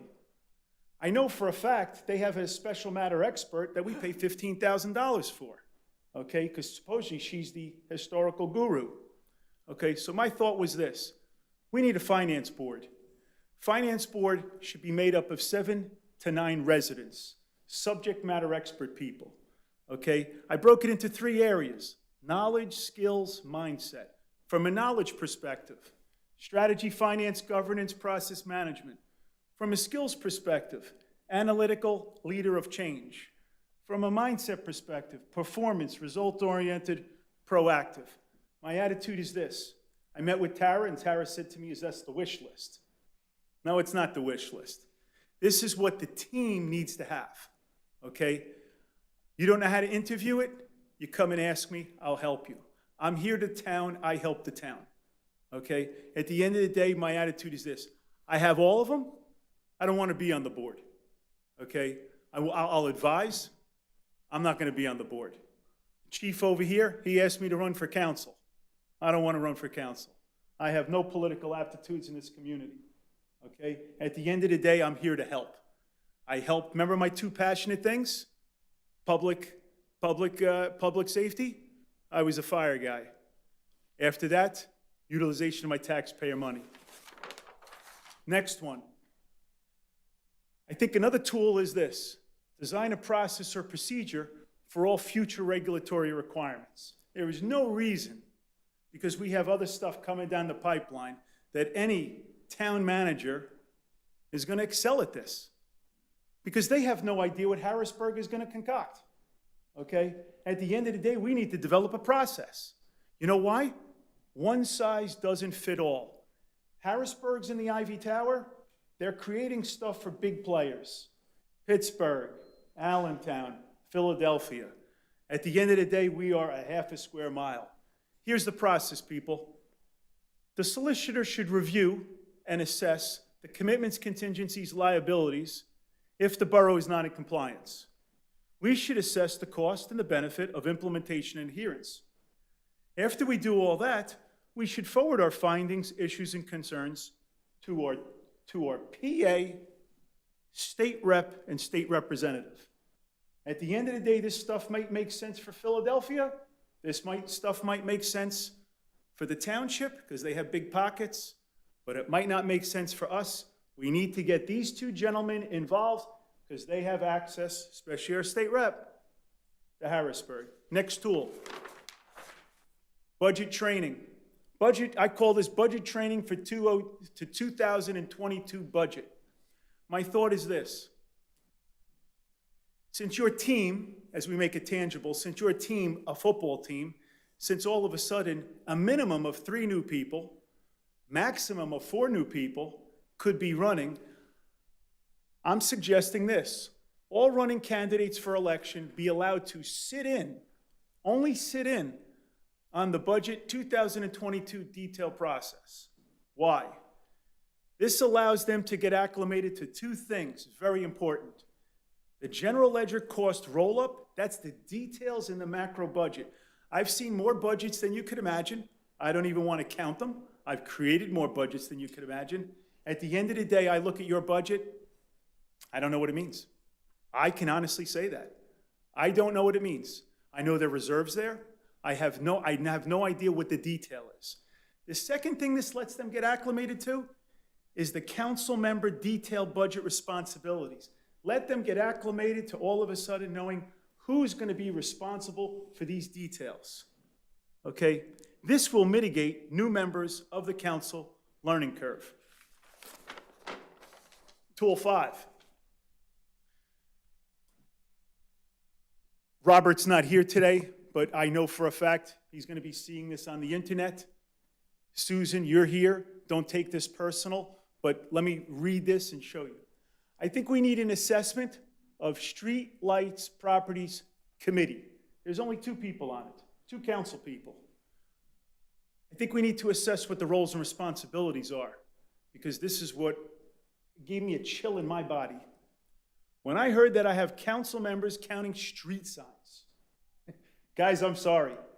I don't care if you I don't care if you call it town manager, controller. I don't even want my secretary counting street signs, okay? Unacceptable. This was my assumption. I thought the borough contractors maintain these tasks. I know the contractors install the signs. Well, heck, let them count the signs, okay? I thought the council members maintain the completeness, okay? Anything that we need, and again, I don't know what the roles and responsibilities are, but anything that we need to do for streets, lights, properties, all of these items should be included in our contractors' contracts. Think about it. This is serious stuff, okay? Then last but not least, and again, I skipped over this. I really don't even know from a macro and detail perspective what the budget is. So I take a step back. Are we dealing with $5,000? I know it's not. Are we dealing with 20? I don't even know if it's noise. But maybe it's $100,000, $300,000. My question is, do we need a resident board? Just like we have a finance board? Food for thought. I'm providing you tools for your toolbox and your playbook. Last but not least, and I'm done. I call this public meetings. This is my last tool, public meetings. This is for the stakeholders, i.e. the taxpayers. That's you guys. These guys are stakeholders too because they pay into this too. And that's for everybody else in TV land and the internet world, okay? We had a public meeting for garbage removal. Honestly, the meeting we had has no impact on taxpayers. That comes out of their own pocket, has nothing to do with our taxes. But fine, there's a reason for it. I didn't understand it, that's my ignorance. We've got 2 other things. I put the X's here. We don't have any public meetings for. Hiring, assessment of a town manager. Never had a town meeting on this yet. And fire service agreement, okay? I hear negotiations. I don't see any minutes to the meetings and so forth. My thing is this. Consider including these items on the voting referendum during 2021 November elections. If it's too late, tell you what, next year, people need to vote on this, not just council. First of all, these are big items. None of this stuff's budgeted for. And I don't, and again, I'm trying to be cognizant because I don't want to get into any party stuff that, well, this board signs off on it and then the next board doesn't agree with it. My attitude is, you know who votes on it? The taxpayers. If we can do this, I think it's a beautiful thing. Okay, at that point in time, guys, I hope I made it a little entertaining, but I'm ready for this. I'm ready for council questions, if any. Truthfully, before you say anything, if you'd like, think about what I said. That's a lot of stuff. If you don't mind, put me on the agenda next time. Have a special meeting. I really don't care. Come to my house. There's a lot of stuff here. I'm trying to keep an open book here. Remember, I'm part of the team here. Thank you, Joe. Before, Julie, you get your question, I just want to ask for you to please send us what you put up there. I'm giving, you can walk away with these pieces of paper. Terrific. You guys can type them all up. I apologize. I was trying to keep everybody's attention. But at the end of the day, I guess if you guys want them, maybe they were meaningful. Fantastic. But they're yours. Go ahead, guys. If you want to, I can ask for comments in the audience if the council doesn't have any comments yet. No, I do, actually. I want to thank you, Joe. You've raised a lot of issues that have been on my mind as well. So, and you know, certainly are worthy of discussion and figuring out how to go forward. So thank you for that. I did want to answer some of the questions that you raised of various documents. You said something about a charter. You haven't seen a charter. Newtown Borough is a borough, and we are governed by the Pennsylvania Borough Code.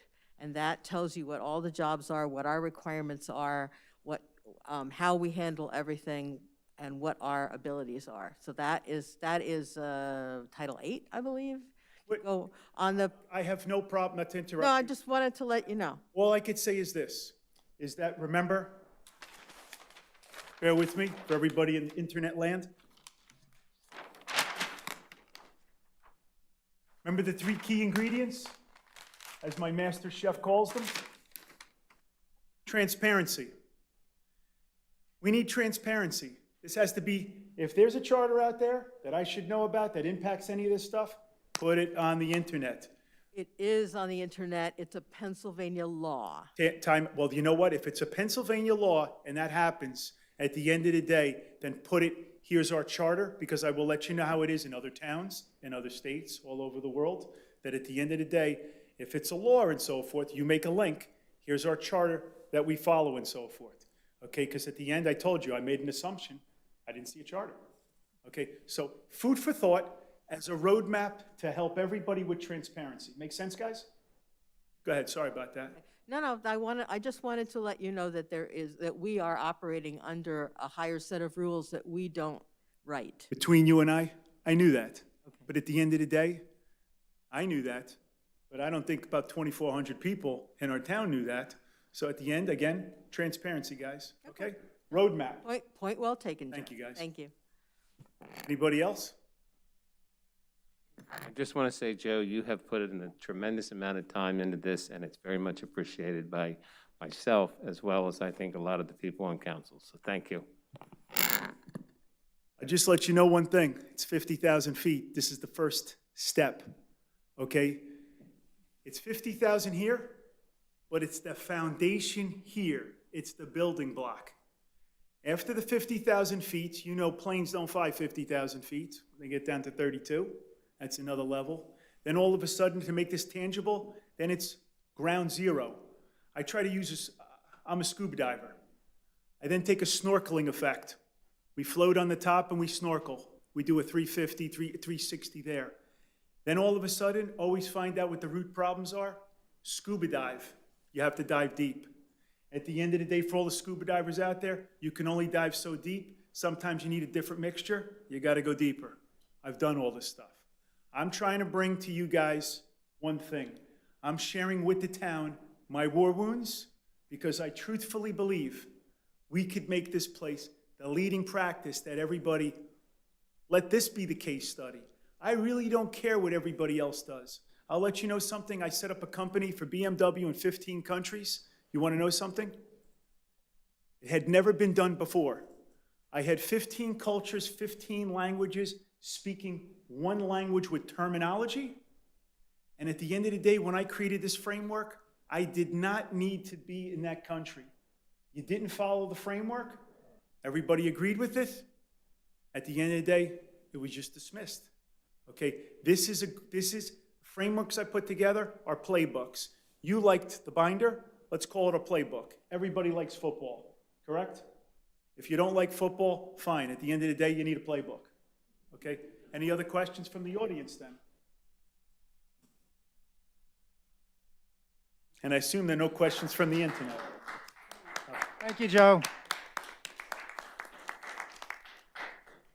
All right.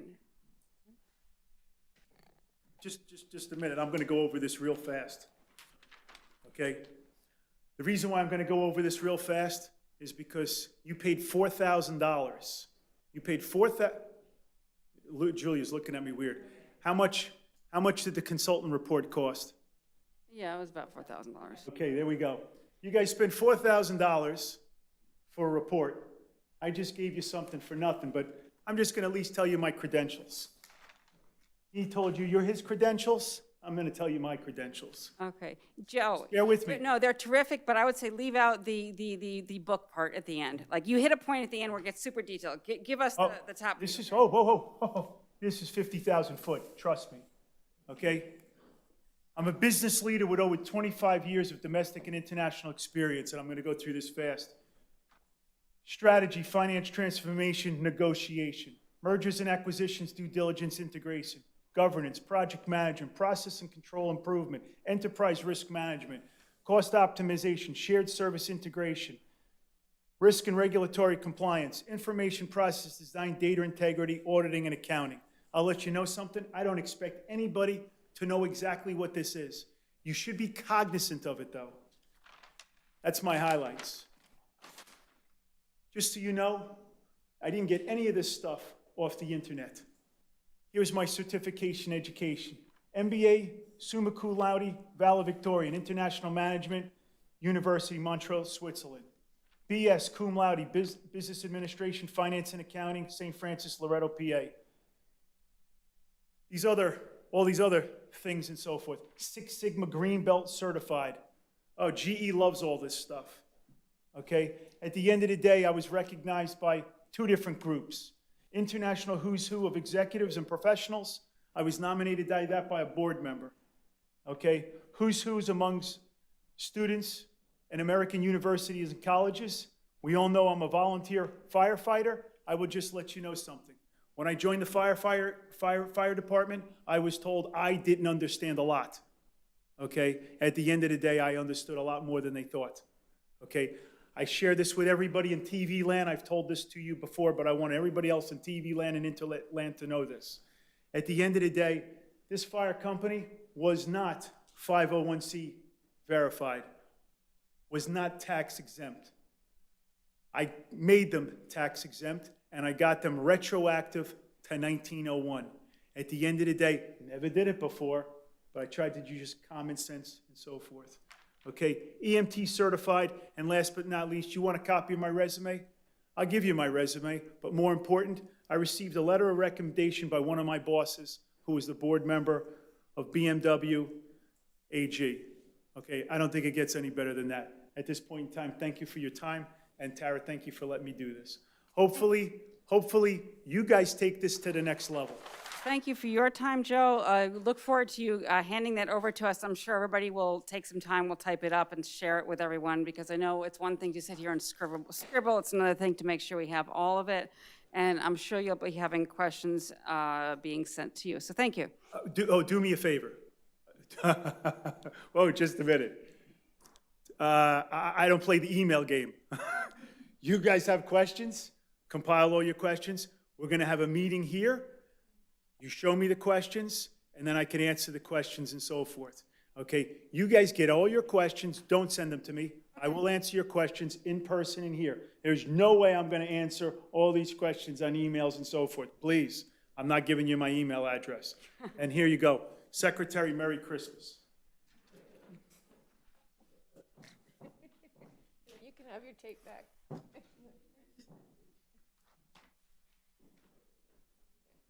All right, thanks, Joe. Just wanted to thank one person out there in TV land. I had a young high school kid. Okay, now he's a freshman in college. I showed him this presentation. He got it. So my thought was this: if a young adult can get it, I know everybody else could get it. Brendan, thanks a lot. All right, thanks, Joe. All right, on to the approval of minutes.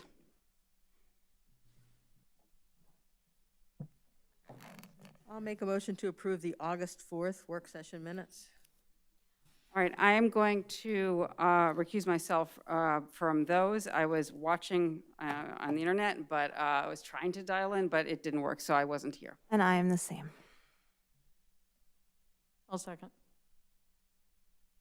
Any comments or questions? All in favor? Aye. Any nays? Motion passes. I move to table any action on the August 10th, 2021 council meeting minutes. Second. All in favor of tabling? Aye. Aye. Any nays? Motion passes.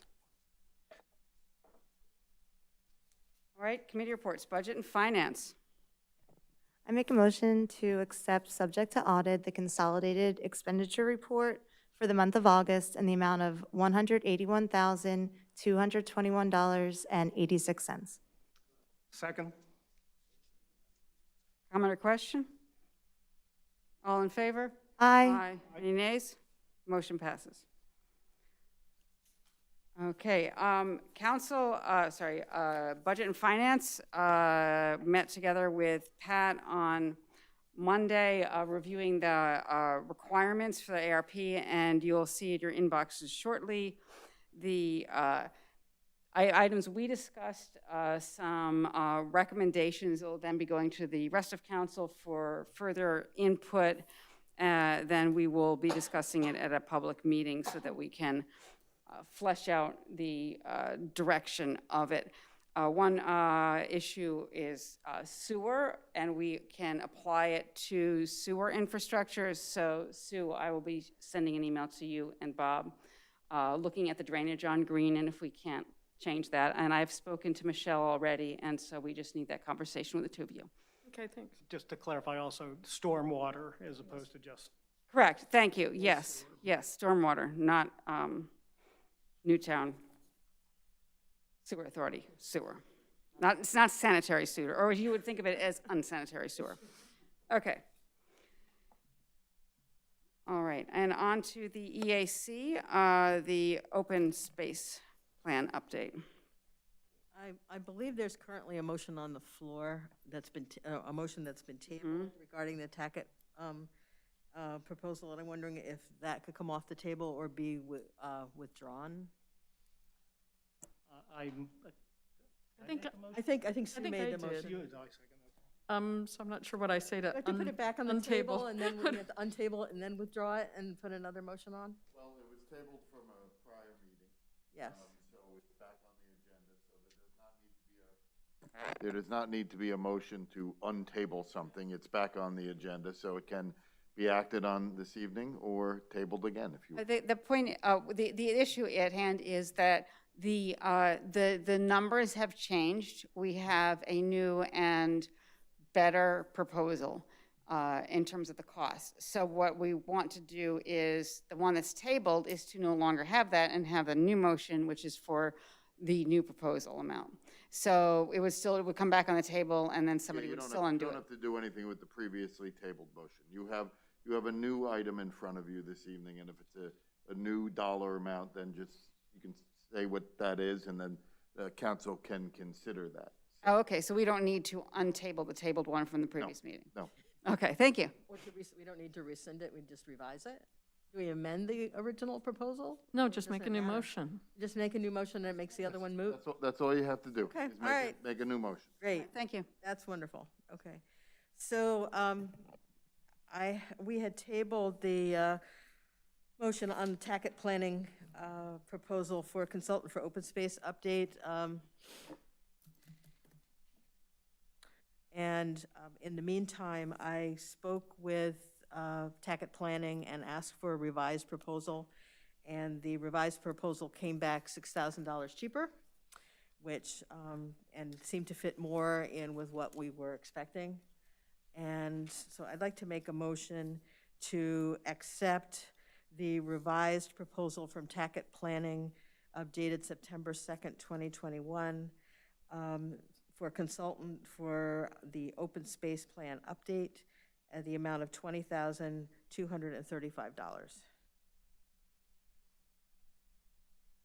Second. Do you have any questions or comments? I do have one comment about the, an area of discussion about the census data and what needs to be processed or not. You want me to comment on that? Yeah, would you please comment on that? So when the RFP was put out for this open space proposal, which was in the early summer, the situation with the comprehensive plan is simultaneously being updated. Both the comprehensive plan and the open space plan have 10-year lives, and they had originally been passed 10 years ago, and so both of them are coming to their end. I was asked by the applicant whether the new census data from the 2020 census would be available for use for the open space plan.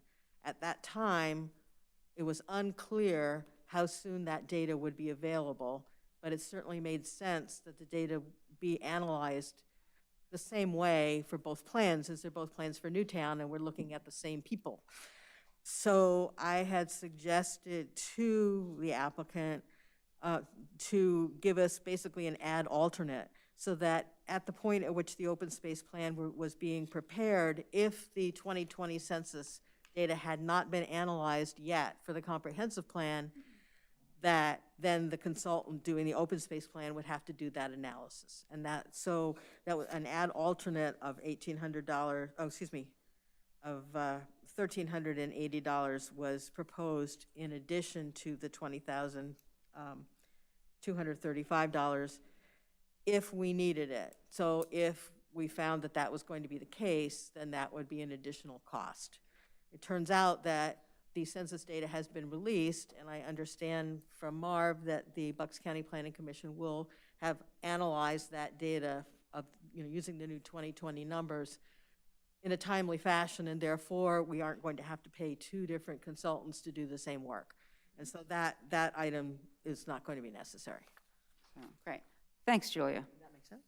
Yes, it does. So are there any other comments or questions from council? Any comments or questions from the public? All in favor? Aye. Any nays? Motion passes. Thanks, Julia. So will you be reaching out to Ms. Tackett and then forwarding information over to the EAC for the next steps? Right. So the next step will be to create whatever kind of contract that we need to send out in acceptance of their proposal, and then reach out to them and set up a schedule of meetings and figure out how the EAC and other committees will be interfacing with the consultant. Thank you. Nicole? So we did have a vacancy on the Building Code Board of Appeals, and we have received a volunteer application.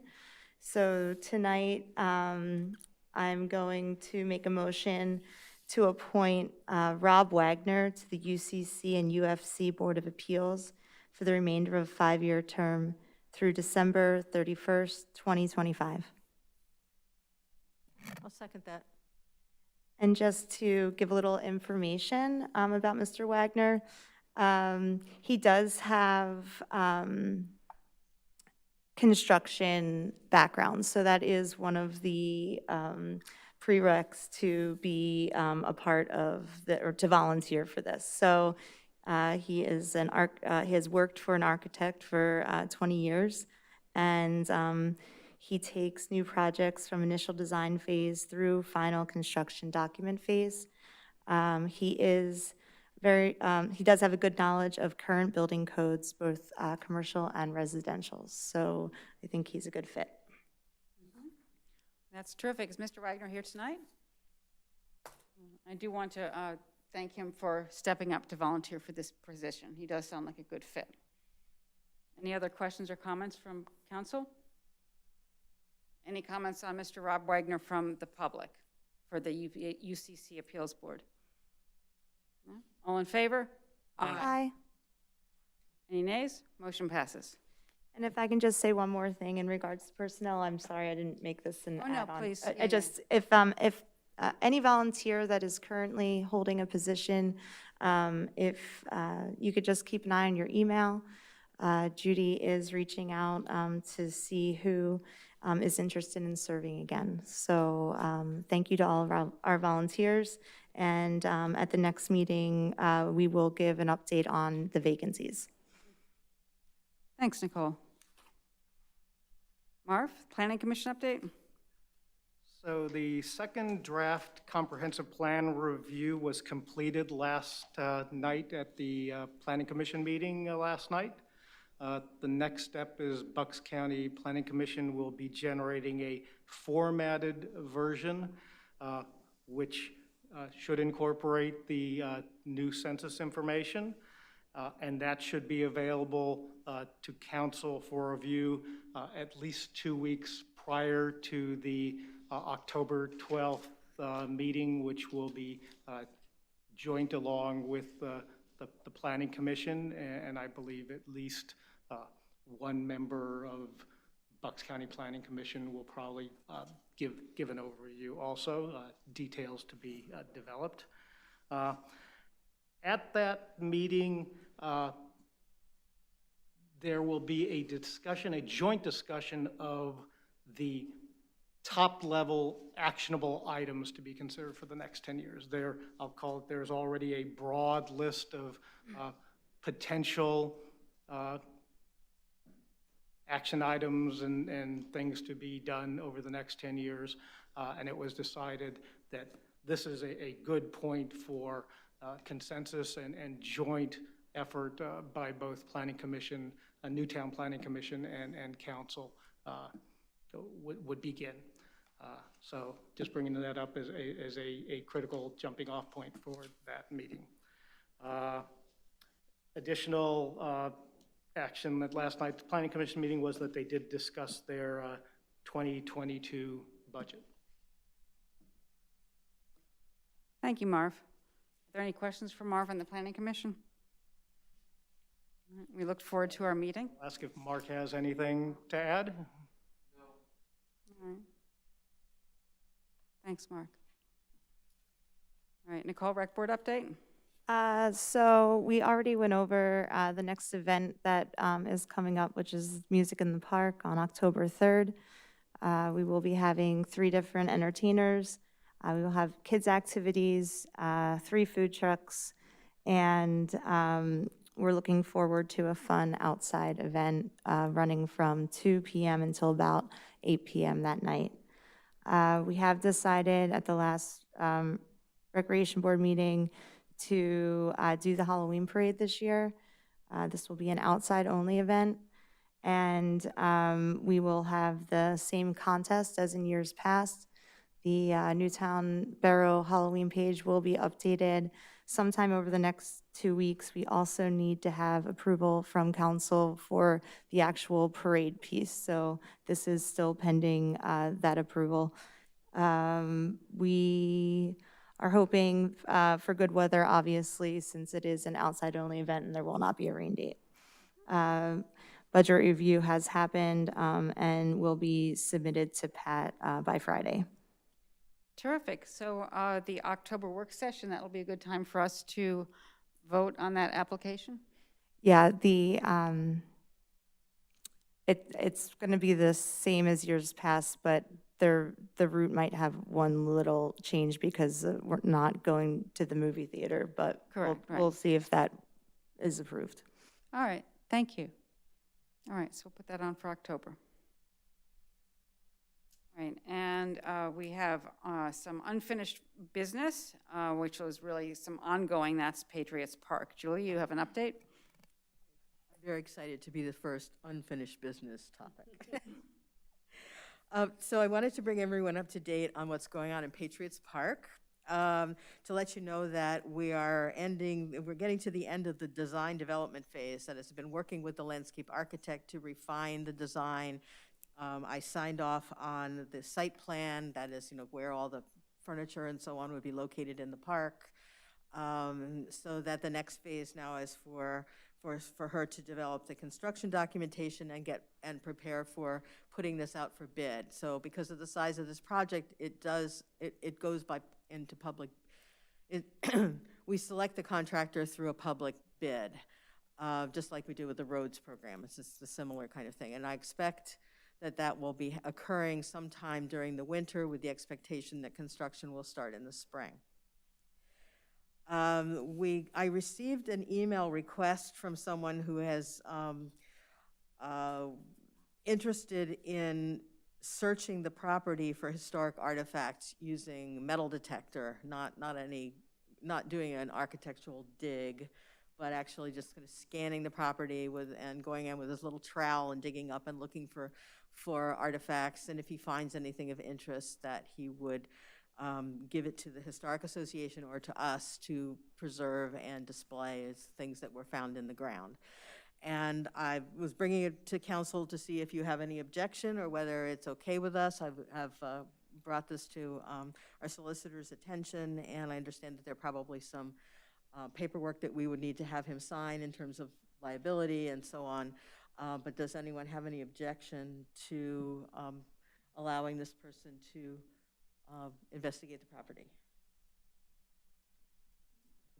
I think it's kind of terrific that he's stepping up and offering to do this. Yeah. And I guess, obviously, without doing a real proper archaeological excavation, he might miss some, I don't know, clay pipes or dishware or that type of thing, although we may find that when we're working on it. But I expect there'll be a variety of interesting things that he'll come up with, and that's great. So as long as we have that waiver and the insurance. Everybody else okay with it? It's good. All right, well then I'll be in touch with him and let him know that it sounds good, and I guess I'll be in touch with, I'll work with our solicitor to get the right paperwork to him and make sure he's covered for that. There are 2 trees on this property. One is the white oak that we're all aware of, the great big tree that we had our arms around when we bought this property, and it's been a center to it. There's a second tree, which is right next to the carriage house on the side, in kind of the side yard, which is a hackberry, which apparently is a native tree. Sue and Doug actually put in an application to Pennsylvania Champion Trees, and to our delight, the hackberry has been nominated, being only one of 2 in Bucks County. We haven't heard back about the oak, though. No, I sent a reminder email, but I don't know yet. Yeah. So this it isn't a I don't think the designation itself gives the tree any other notoriety except that it has that designation. That's correct, although I had proposed in our ordinances that we include them as protected trees. That's true. That's true. When the shade tree ordinance gets amended, it may actually include.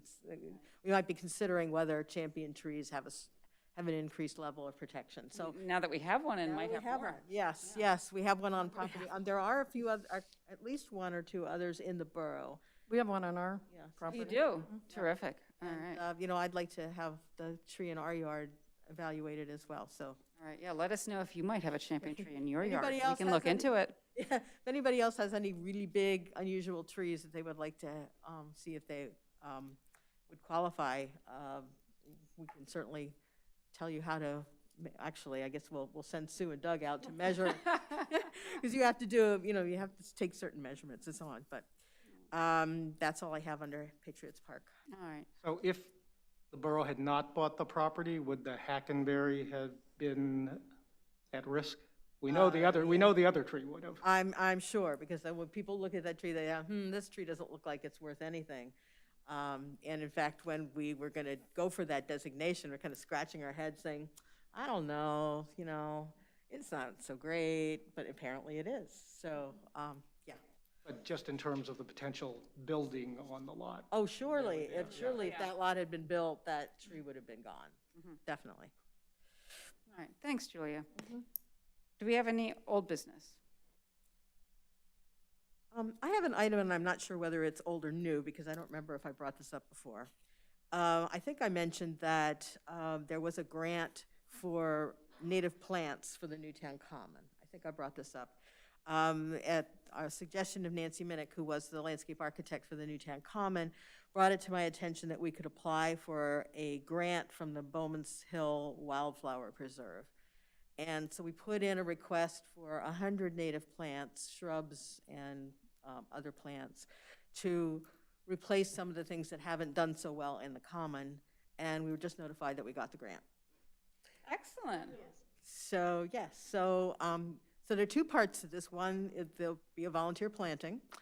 And second, we need to find someone with a truck who's willing to drive out to Bowman's Hill to pick these things up. So I'm gathering I'll be speaking with Ron about that part. So those of you who help paint the fence will probably get a second request to find out if you want to dig holes.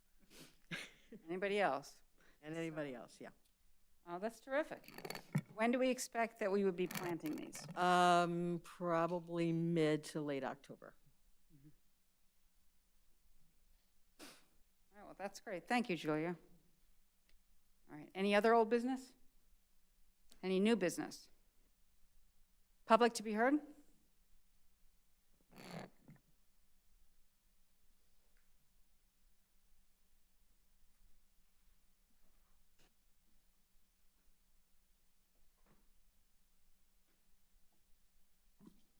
Good evening, Paul Salvatore.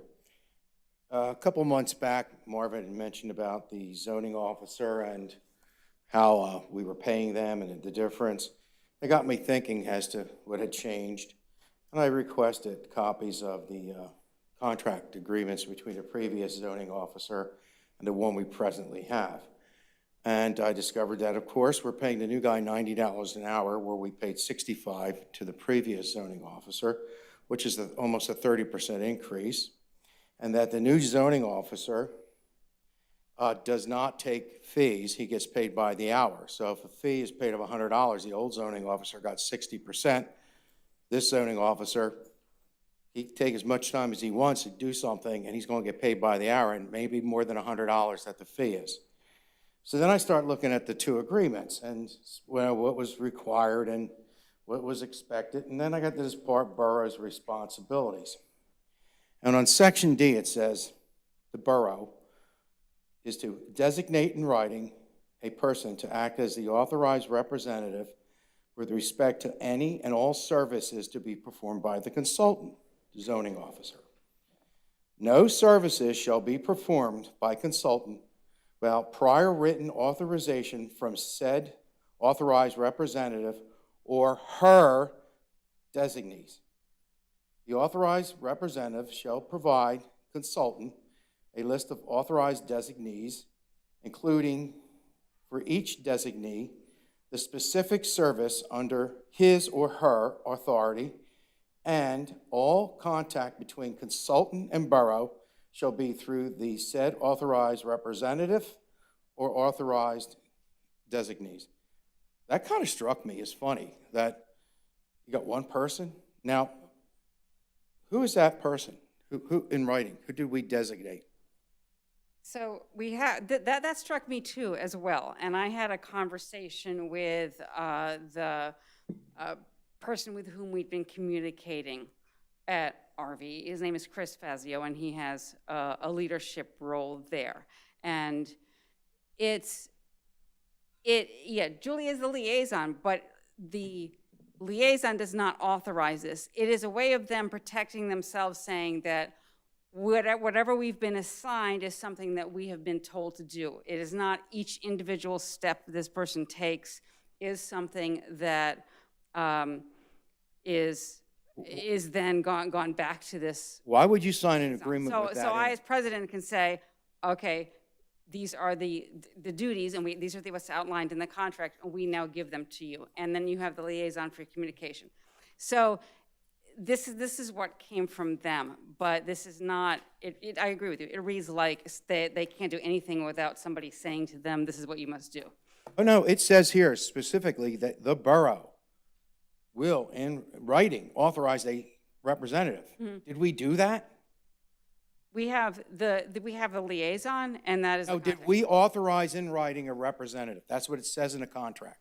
Or are we in violation of the contract? No, there's been emails. There was no form for this. But here's my It was point. written. I'm So reading you're a saying, contract. has it not been written? Is that your question? It says, designate in writing a person to act as the authorized representative with respect to any and all services to be performed by consultant. No services shall be performed by consultant without prior written authorization from the said authorized representative or her designee. So I assume it's a woman, because it says, this is the writing, this is what you people approved. You didn't read it? I mean, how do you approve that? And if you did approve it, then who is that representative? Otherwise, you're in violation of the contract, the agreement. Yeah, there's a. So first, the his and her is sort of like, it's mixed up in it as a way, I'm sure you saw that. But there's a said list there. of duties very clearly laid out within it, and this is what has been authorized by us. So. No, I'm reading from this agreement that you signed, all of you. You agreed to this, you signed it. It says you were going to designate a person in writing to work with the consultant. Who's that person that you designated, or didn't you do that? So we designated Julia to be the liaison. In writing? Yes. Okay. So then she gets to pick who can talk to the consultant in what specific areas. So basically, she controls the zoning officer. It doesn't work like that. You're trying very hard to turn this into something that it's not, Mr. Salvatore. Basically, what it is saying is we had a problem with the prior consultant in that we weren't sure who was doing work on particular matters. It was bouncing between several different people. We wanted to have a little bit more consistency here, and RVE wanted to make sure that when someone designated them to do work, it's not as if each time they went out and did something, they had to come back and get separate approval each time. Well, that's not what it says here. So apparently, what you signed and what it says, and as far as it working, well, I heard tonight, apparently, you better be checking on your zoning officer, because we spent an hour here talking about something that probably could have been solved long before that poor couple had to come here with an attorney and spend money. And notwithstanding what was said before, I don't think that was the failure of the zoning officer. Well, we'll see. All right. Thanks, Paul. Any other comment? All right, entertain a motion to adjourn. So moved. Second? All right, all in favor? Aye. Any nays? Motion passes. Adjourned.